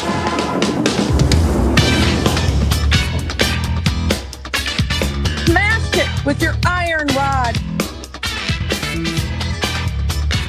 The Mark Thompson Show. This is Mark Thompson.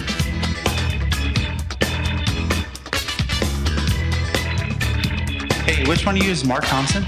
Oh, girl, baby girl. That's not fake. That's real. Don't even play. It's fantastic.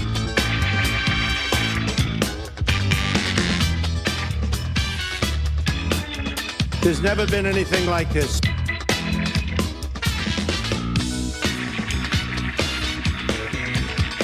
We've never seen anything like it before. Nobody has ever put something like this together that I've ever seen. Have you ever seen anything like this? There is nothing in our history that quite compares to this. Big shout out. Receive the rod of equity and mercy. I did everything right and they indicted me. I blame you. I misspoke. My bad. I'm sorry.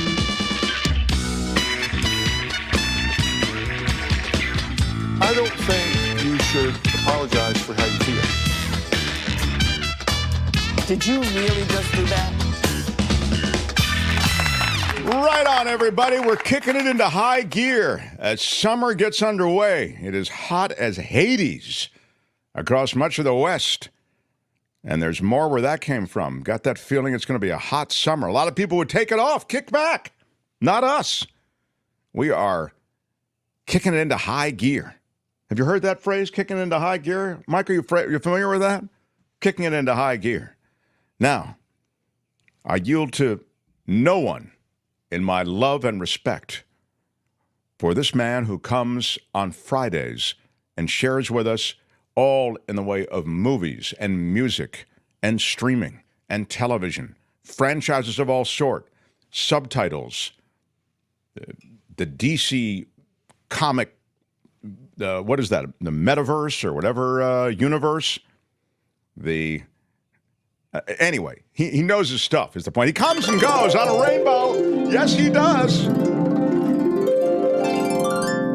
The Culture Blaster, Michael Snyder, everybody. I feel so festive. Not only is it the day after Kim's birthday and a happy belated birthday. I mean, I wished you a happy birthday yesterday, Kim, but I can bring out the love, the joy, the party hats, the horns, and what have you. Happy belated birthday, Kim. You are, of course, as I said in the chat yesterday, our MVP here on the Mark Thompson Show. Thanks, MVP on the MTS, baby. Thank you. But I also want to wish everybody a happy National Donut Day. I personally like to keep my cream crispy. I don't know about the rest of you. And, Mark, on a more somber note, Pride cometh before the fall. 3 months before the fall. Happy Pride Month, everybody. Oh, there you go. As a San Franciscan and an Angelino both, although primarily a San Franciscan, obviously my love goes out to the gay community, and I'm looking forward to all the events that are going to be unfurling throughout June. And get out there and support equality, decency, color blindness, etc. It is Happy Pride Month. Right on, Michael. Very well said. Albert, how is Michael's level? He's a little hot, so just That's turn it what down. I thought. Hang on a second. That's because there's this massive heat wave crossing the west. Come on, what do you expect? A little overheated. Yes, I am. Is that better now or That's not? a lot better. Maybe just a little more, and then we're good. Okay. Excuse me. Unbelievable. It's like dealing with a DIY situation, which, in fact, the Mark Thompson Show is in large part a DIY situation. Very DIY-ish. And in this way, I must ask you just to... is that better, Albert? We don't know until I talk. Some people say DIY. Yes. Okay. I say DIY not. Anyway, let's talk some movies. We've got Michael Snyder, everybody, and he is here with movies and all the magic of entertainment. Please go ahead. You Mark, you're a broadcaster. You're a media savvy guy. General Electric used to have another memorable commercial motto before they adopted "We bring good things to life." Although I never understood why a company known for GE bulbs didn't use "We bring good things to light," but that's a quibble. Yeah. From the 1950s to the 1970s, GE's slogan was "Progress is our most important product." And you could easily flip that for modern movie studios, where the corporate philosophy seems to be "Product is our most important progress." I mean, honestly, that explains the franchise fever that overruns their release slates and assures pricey and formulaic sequels like Bad Boys Ride or Die. Oh, yeah. Bad Boys, Bad Boys. This is the fourth of the Bad Boys action comedies to star Will Smack'em Smith and Martin Big Mama Lawrence as bantering, bickering partners on the Miami police force who will break any rule on the books if it brings down the criminals. You know the deal. Smith's Mike is suave and efficient. Lawrence's Marcus is a clownish hothead. Both are trigger happy. It's been like this since the first Bad Boys movie in 1995 and the first sequel in 2003, both of which were directed by that billion-dollar hack Michael Bay. It has been, what is that, 21 years or something since the last one? You do the math, because I'm no good at numbers. Okay. Jada had nothing to do with it. Yeah. Anyway, the box office numbers and the star's portfolio's assured an eventual third movie in the series, 2020's We're Getting Too Old for This installment, Bad Boys for Life, which was not directed by Bay, but by the team of Adil El Arbi and Balil Fala, who are the guys who were screwed by Warner Brothers when their Batgirl movie was shelved by the cost-cutting, bean-counting idiot David Zaslav. Oh, right. So they're getting work still, which is great. But that was in, so they did this or not? They did Bad Boys the one in 2020. for Life, and they actually came back for Bad Boys Ride or Die. Oh, wow, okay. And as Bad Boys movies go, For Life was, financially successful enough and entertaining enough to the fans to assure the green light for Ride or Die. And those guys are back directing. And this also serves as another stop on the Will Smith Love Me Again tour. Oh, because, sure. Since the Oscar incident. Right. So Chris Bremner's screenplay is more of the usual, which means daring do and mugging from Smith and Lawrence, evil drug lords planning nefarious things. No. In this case, smearing the good name of the boys and their late captain, played even in death in this movie by the always welcome Joe Pantoliano. Wow. My behavior was unacceptable. Okay. Bullets are flying, explosions are destroying stuff, and there are quick, cheap deaths for a parade of thugs, not to mention a heel turn that I saw coming way down at the tip of the Florida Keys, baby. I mean, I was like... So there was not a twist that you weren't expecting. No, the guy that they cast, I won't... spoiler alert, I won't deliver any details on that. Right, but okay. Adil and Bilal keep all the plates spinning, but the whole thing is pretty rote by now. And the idea that Marcus believes he's invulnerable in this movie doesn't mind what was surely hoped to be comedy gold. In fact, for all the knee-jerk nature in a movie like this, the action sequences, especially one spotlighting the skills of Reggie, Marcus's frequently demeaned Marine son-in-law, are far more entertaining than the lowest common denominator jokes that pepper the movie. I mean, Tiffany Haddish is in this thing. Oh, wow, she's good. It's a throwaway, and it doesn't shine the best light on her as a performer. But you think she just took it for the money, probably. Of course. And there's even, working with Will Smith and Martin Lawrence, sure, sounds like a dream. Right, of course. I want to apologize to Chris's mother. Okay, all right. There are hungry gators lurking in any body of water that the bad boys traverse. Oh, of course. He's got to fight the gators also down there. I want to apologize to Chris's movie family. is essentially the embodiment of Florida Fabulous Friday. I mean, seriously. That's right. It takes place in Miami. Understanding the nuances and complexities. The swamps. Okay, look, if the choice is ride or die, I choose life in a different movie. Personally, I'd rather watch one depicting the adventures of Reggie the Marine. I mean, that little sequence is gold. There's your gold. Bad Boys Ride or Die is in theaters. If you're a fan of the series, you will go. I'm sure you must enjoy it, and you probably will. Well, I'm sorry really isn't sufficient. Yeah. Okay. I know I was joking on our Zoom meeting last Monday that I was afraid that when I went to this thing, the publicist would try to slap me because, it's a Will Smith. I get it. I want to apologize to Chris's mother. Okay. Yeah.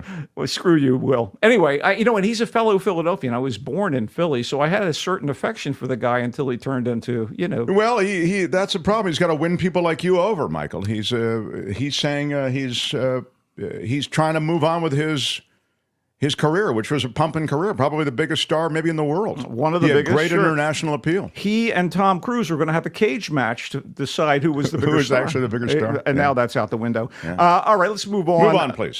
Nepo baby alert. Okay, Ishana Night Shyamalan. Ishana Night Shyamalan, daughter of filmmaker M. Night Shyamalan, a.k.a. Mr. Plot Twister, as in The Sixth Sense, Split, and many more movies, has released her first feature film as a director and screenwriter. Wow. Okay, it's called The Watchers, and it's not half bad. And her name is Shannon? Sorry? What is her name? Ishana. Ishana, okay. Ishana Night Shyamalan. Okay. This is not half bad. And it's half good, which means there's some problems, but okay. Yeah. Okay. So this adaptation of a horror mystery novel is properly atmospheric and features committed performances led by Dakota Fanning, who really is starting to show up in various projects again after a lot of time away from the screen. I mean, her younger sister, Elle Fanning, has been a lot more prominent over the past few years with such choice roles as, Russian Empress Catherine in the terrific period comedy series The Great, which I recommend. But on the basis of critical roles in The Equalizer 3 and the Netflix series Ripley, Dakota stars in The Watchers as Mina, an American woman working in Galway, Ireland, who agrees to drive quite a few miles through the lush Irish countryside to deliver a parrot to somebody. Really? Wow. That's her mission here. But when Mina reaches a particularly desolate forest, her car and various electronic devices give out, forcing her to seek help. And once in the forest, she's lost until an elderly woman finds her at sunset and brings her, ostensibly for her own safety, to a shelter housing 2 other people, and none of whom have been able to leave the forest since they entered it. Wow. Jada had nothing to do with it. It turns out that this misbegotten quartet has to deal with a frightening horde of creatures. strange captors that keep the foursome trapped and observe them every night. Oh, my God. Yeah. The freaks come out at night, just like that hip-hop number by Houdini. I know, I'm getting a little old school here. The memorable horror movie, that we want is not really quite here. There are references to Irish folklore. They're kind of cool, and there are definitely elements of something better here, but the script is ultimately sort of shaky on mythology and mechanics. For every revelation that pays off, another one earns a WTF, It is a fabulous movie poster. Oh, yeah. It says Alan. That's exactly right. It's true. The patented Shyamalan twist at the end is neither here nor there. Fanning and the other actors are laudable, as are the design elements and the kind of moody, creepy vibe. Ashana must have been engaged on the set, paying attention when Daddy made his movies, because she seems to know what she's doing behind the camera. Yeah. Honestly, I'd like to see what she does with a better script. But again, she wrote the script, so maybe a collaboration next time out. But wow, there are things here that I thought, and then I went, Well, Chris wants to know what the butterfly symbolizes. I don't know if you can. He's saying, is it the Illuminati? Maybe Illuminati. No, and it's not really a butterfly. I don't want to spoil anything Understanding for those the of nuances people. and complexities. There are nuances and complexities. Aren't People there? who want to see it, I don't want to screw that, but it's in theaters, and it seems like the kind of thing. Again, I can't give either of these first two films a big endorsement, but I will say that Not both bad, of them, you're saying. Well, both of them might play for fans of the respective styles of films when they get to streaming. Okay, it's time to actually be positive. All right. Okay. Julia Louis-Dreyfus has proven her comedic skills, time and again, starting with her sketch work on Saturday Night Live. Sure. Blossoming with her contributions to one of TV's funniest ensembles on Seinfeld, and seriously peaking with her lead role on the consistently brilliant sitcom Veep, which you may remember delivered outrageous but incisive political satire that seems to have shockingly become our reality since the final episode aired. When you look at Veep now, you're going, I thought this was a joke. No, it's not a joke. I mean, think of the guy, how about Ronnie Jackson? Think about that guy for a second. Ronnie Jackson, he's a quack, son. I don't understand how that guy has any power whatsoever. Well, anyway. My behavior was unacceptable. Yeah, to say the least. With the dark and poignant fantasy Tuesday, that's the title. Can we go back to Bad Boys? Because apparently we have tons of drops that are related to... go ahead. Let's continue with this. Yes. So this is Tuesday is the name of the... Yes, it is. And right. Louis-Dreyfus delivers a dramatic turn that should be considered among her best performances. Wow. Michael likes Julie Louis-Dreyfus in this movie Tuesday. As a dramatic actor. More. She plays a single mom named Zora, an American living in London with her British-raised teenage daughter, Tuesday, who was dying of a debilitating terminal illness. And Zora is so overwhelmed by the impending loss of her only child that she does everything she can do to detach herself from the situation, leaving Tuesday in the primary care of a nurse and only checking up on them in cursory fashion. Zora remains in denial until death itself visits Tuesday to attend to the girl's demise. And one of the most fascinating aspects of the movie is that death comes in the shape of a bizarre, size-changing, gravelly voice-talking bird who looks rather like a mutant parrot. Hey, parrot, call back to the watchers. Yeah. Woo! It's Parrot Day on the Mark Thompson Show. Anyway, when Zora finally encounters death in that form, in Tuesday's room, the girl seems to have made her peace with the thing, but Zora is having none of it. Wow. Her grief at what her daughter is facing and her fear of being left alone overwhelm her, and her maternal instincts kick in, so she decides she's going to fight this winged thief of life on Tuesday's behalf. Consequences be damned. This is shot in such an original way. This winged thief of... Wait a minute. Yeah, so death in the form of a parrot. Is coming death is in the form of a parrot. That's what? Okay, but it worked for you. Yeah, big time. Right. It really, again, like I said, shot in a really original way. It makes use of computer animation with a very deft and startling touch. Mm-hmm. And the directions the story takes are quite unexpected. Everything is so assured and powerful about Tuesday. It's hard to believe it's the feature film debut of screenwriter-director Dana Opusik. Again, like Ms. Shyamalan, this is the first feature from a woman director. This thing kind of blew me away. Cheryl is saying it looks and sounds so depressing. Is it? It's done with great beauty and sensitivity. Yes, Cheryl, you will get through it. The fairy tale elements of the story notwithstanding, Louis-Dreyfus as Zora, Lola Pettigrew is her name as Tuesday, and Leah Harvey as Nurse Billy keep it so real that the whole experience is as raw, tender, and emotionally draining as a well-made, grounded drama on the subject of death in the family. Wow. And again, Louis-Dreyfus will open some eyes with her performance. This definitely ain't Elaine Bennis on screen here. Wow. There's no... Michael really likes There's no crazy Elaine dance. This is in select theaters, and it plays well on the big screen, and it'll play well at home, too. Terrific. Okay, so that 3 movies, there's one he really likes, and it's called Tuesday. Okay, let's get to Solo. By the way, wasn't there the Addams Family spinoff that was called Tuesday or Thursday? It's Wednesday. Wednesday, Get your days straight, okay, Mark. Thank you. Go ahead. I know you're trying to help, but I am trying to help. I really appreciate that. It is Pride Month, so I would be remiss to not talk about something that's skewed to the LGBTQ plus community. Okay. Solo is a fictional narrative rather than a documentary, but much of this Canadian film serves as an inside look at Montreal's drag scene, including some excellent stage numbers by a troupe of super glam queens and legit-seeming dressing room interactions. Oh, the cattiness, the that's back and cool. forth. Yeah. They nail that, I think. It's also an astute anatomy of the passionate romance that ignites between 2 talented drag performers, the rising but vulnerable star Simon, played by Théodore Pellerin, and the brash newbie Olivier, played by Félix Maritot, as well as a family drama involving Simon's clothing designer sister. She does all the costumes for the drag so troupe. it is a family drama then. I want to apologize to Chris's family.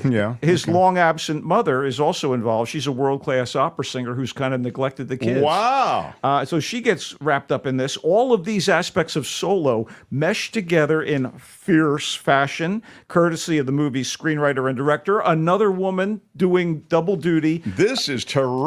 All these women. Sophie Dupuis. And the last 2 of them didn't have the leg up of being, a legacy kid like Shyamalan. Right. So the result here is a visually lavish celebration of drag, as well as an emotionally impactful portrait of love in its many variations. I mean, sexual, fraternal, familial. Is there a lot of sex in it, Michael? I don't do well with a lot of No, there's not a lot of sex sex in it. There are a couple of passionate scenes, one in particular, so you can turn away from the screen, Mark. No. Turn away from the screen. It's not me. It's my fragile audience. Cover your eyes. To have to endure hey, it. Speaking of Pride, by the way, Dupuis and her cast and crew should be proud of Solo, which is highly recommended viewing, particularly this month. Wow. It's in theaters or is it streamable? It's in theaters right now. Since it's set in Canada's Quebec province, it's mostly in French with English subtitles, but the language of drag needs no translation necessary. I mean, every track that's lip-synced in Solo, of course, has English lyrics. So, just wait for a performance and you'll be back to not reading subtitles. It'll be great. Anyway, the movie is in theaters now, and it will be available for streaming on June 25th. Wow, terrific. Do you have one more? I have one more for you, and we'll make it quick. It's called Banel and Adama.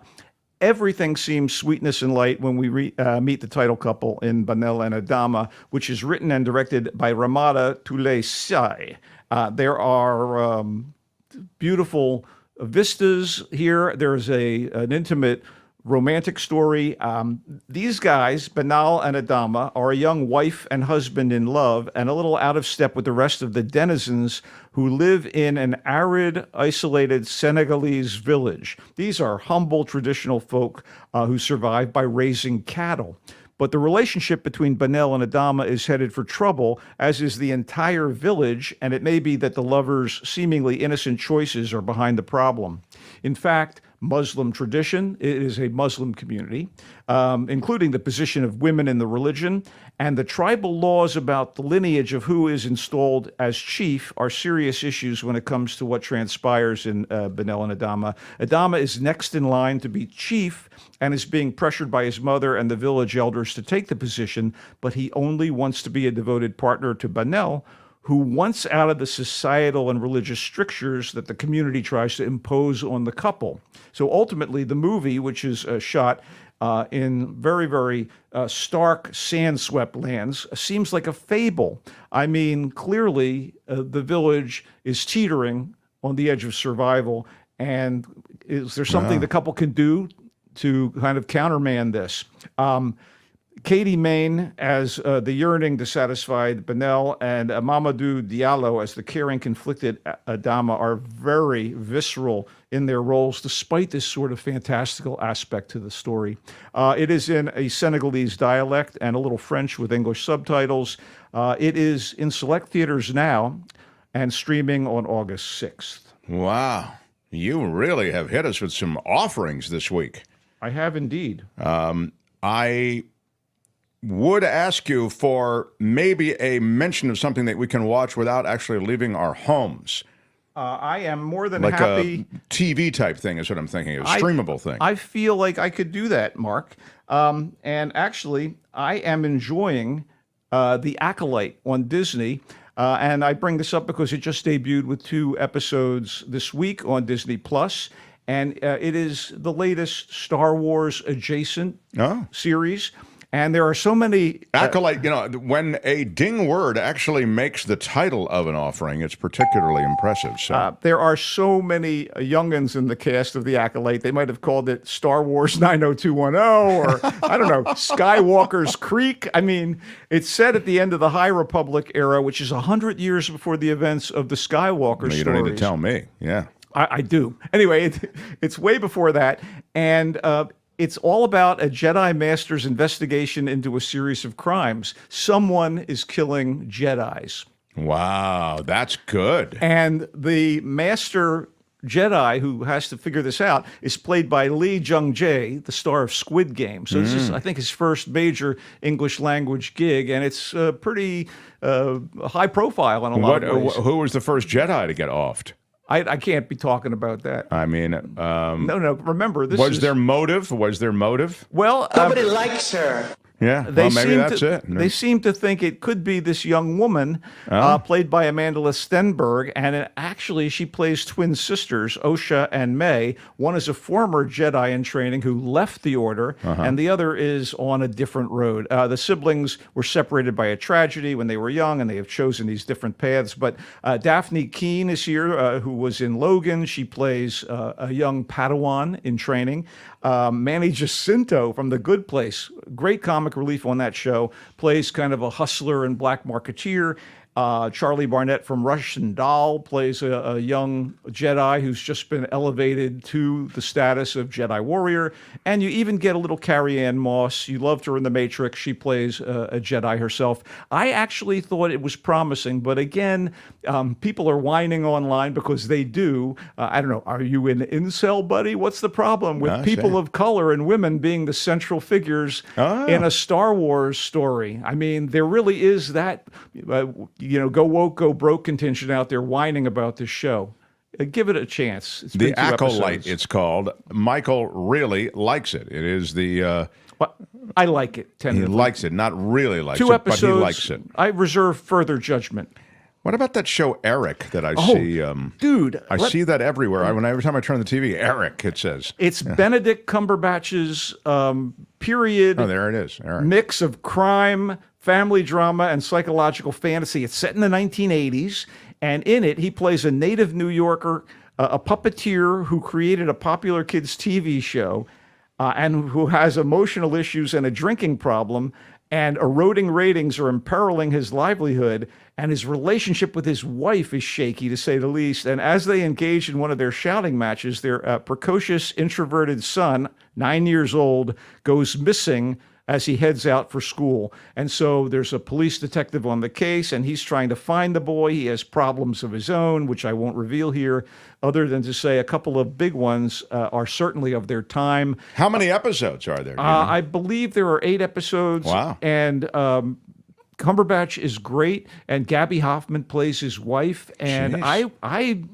totally interested and on board with this thing. It's called Eric. It's on Netflix. And those are my 2. I love it. Eric and The Acolyte are your 2 offerings on TV. Yes. Then it's Benel and Adama. They're the young adults in their late teens in that remote village in northern Senegal. And the quiet, introverted one, is that Adama? Yeah. And then Benel is the rebellious, passionate one, right? Essentially, yeah, you can say that. Although they fall in love. They're in love. And they want to live separately from their families so they can live together because they don't allow that in that particular setup. You are the king of synopses. Yes. So anyway, he likes it. Michael really likes Benel and Adama. It's modest and lovely. And no, a lot of people say that about me. Yeah, that's very nice. Solo is the inside look at the Montreal drag scene. Visually lavish depiction of the drag scene, complete with music and spectacular offerings of one sort or another. That the performances are thank you. Performances top, is the word I was they're looking top for. drawer. Yes. Tuesday is the Julie Louis-Dreyfus offering. Zora, she plays, living in London with her daughter Tuesday. The daughter has a terminal illness, and she can't deal with it. Julie Louis-Dreyfus's character, Zora, just leaves the daughter in the care of a nurse. She can't deal with it. And all of a sudden, her daughter, on the doorstep of passing on, is greeted by some parrot, it sounds to me like the angel of death or something. A giant mutant parrot. And honestly, right. I was like, what? But yeah, I totally got on board. Anyway, Tuesday, he's like, it's really good. She's really good. You thought Julie She's good. And the movie itself is also really well made and very exciting to see the debut of such a creative writer-director as the one behind Tuesday. All right. The Watchers is the M. Night Shyamalan offering through his daughter. He has nothing to do with this aside from the fact that he spawned the director. Oh, he's a producer on the movie. Yeah, he's got to show the way to the daughter, but she's helmed this project. It's not half bad, to use Michael Snyder's words. Dakota Fanning stars. She agrees to deliver a parrot to somebody. It looks like it could be a big old overgrown parakeet. I'm not really sure about the genus and species. No, I don't really. I want to watch it just so I see that premise unfold. He says it's okay. I mean, it's got some issues, but he sort of is okay with it. It's not half bad. It's half good. Right. Bad Boys, Ride or Die. This is the Will Smith comeback offering. Haven't really seen him in a high-profile film since he slapped the crap out of Chris Rock. My behavior was unacceptable. Yeah. And here he is in Bad Boys Ride or Die with Martin Lawrence. And I got to hand it to him. Apparently, he brings the Will Smith with him on this. I want to apologize to Chris's mother. Yeah. Hey, what you going to do? What you going to do when you slap your boo? That's all I'm going to say. I want to apologize to Chris's family. In this case, Chris is not in the movie. It is Martin Lawrence and Will Smith. And Michael says, nah, that's okay. If you like this franchise, you will like Bad Boys Ride or Die. Pure product, buddy. Yeah. Michael, you've done it once again. We love having you visit, and you've done it once again. You can find Michael Snyder in his new perch as a writer at The Voice of San Francisco. Albert, if you'd be so kind as to put the website up there, thevoicesf.org, thevoicesf.org. And current column is about the wonderful Richard Linklater film Hitman, which we reviewed for its theatrical opening a week or two ago, and it's dropping on Netflix today. And of all the movies I've discussed today, this is the one I am most comfortable saying, watch it, people. It's thoroughly entertaining. Oh, Hitman, right. and you can read about it at thevoicesf.org. I am excited to read about it.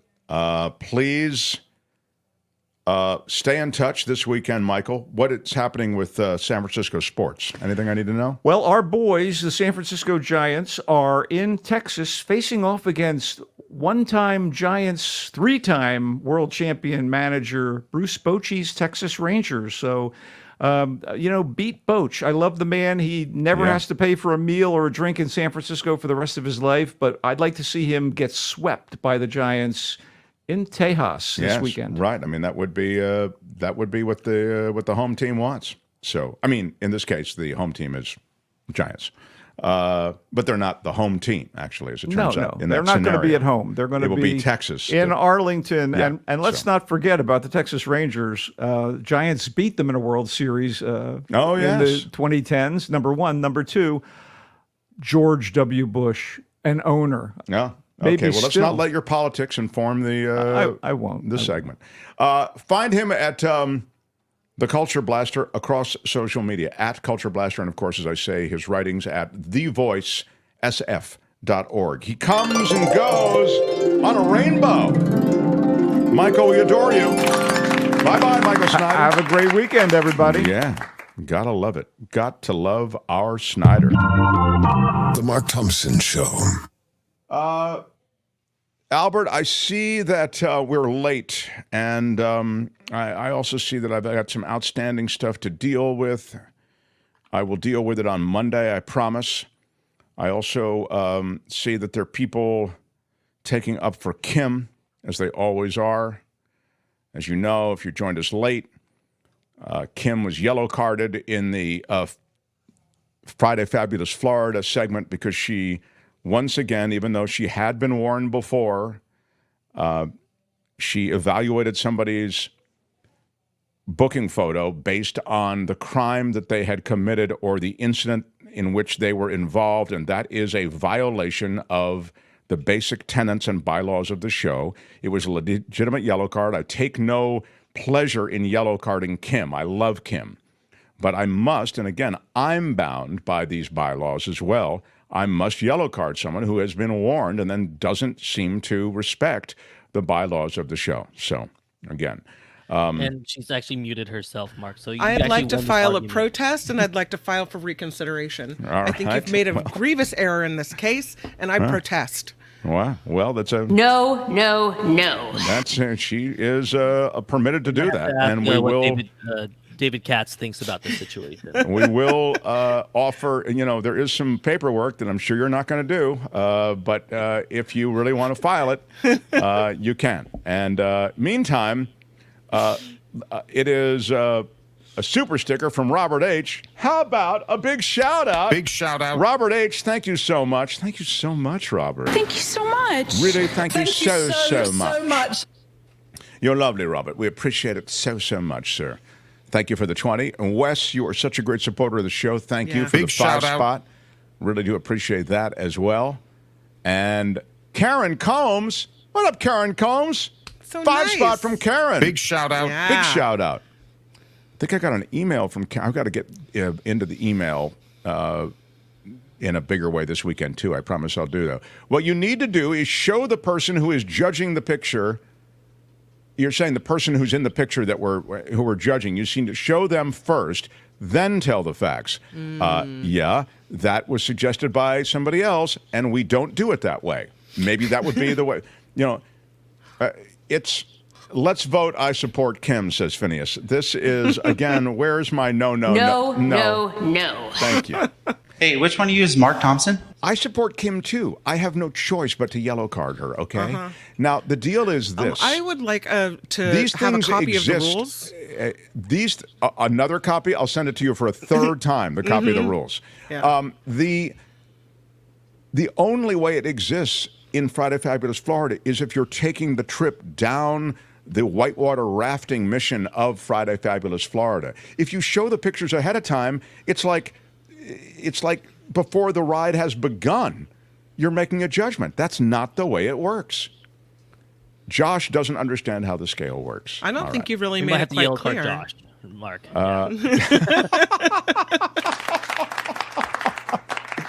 Kim has absolute immunity. Well, that's certainly not true, Walter, but thank you for that thought. Look, more on this next time. Randy, I think we'd all like to see a copy of the rules. Well, Right. all That's right. what I'm saying, Randy. The Mark Yes. Thompson Show. How dare you? I mean, this is, This is ridiculous. I'm facing something of a palace coup here, Albert. I don't really know what to do. I Might mean, run it's out of yellow crazy. card, Mark. Yeah. If you Careful. so much as look at Kim the wrong way, they all just ride to her support no matter what she does. It's a little Trumpian, if I can say that. It's great. I mean, you know how I always say, I wish for all of us the kind of love that Trump has from his supporters. You know, he can do whatever he wants and they'll love him. Kim has that from her supporters. There's never been anything like this. Yeah, I don't know. It's sobering, Kim. It's sobering and it's a bit scary. Well. But I adore Kim, and it gives me no pleasure to yellow card her, but she had to be yellow carded today. She does the after party live. We'll do it live. I'll write it and we'll do it live. And you can find her now over there. So I'm Shadow Stevens for the Mark Thompson Show. Bye-bye. I was with Kim and now with Mark. Kim, this isn't your first go-round. Have a great weekend, everybody. Till Monday. Bye-bye.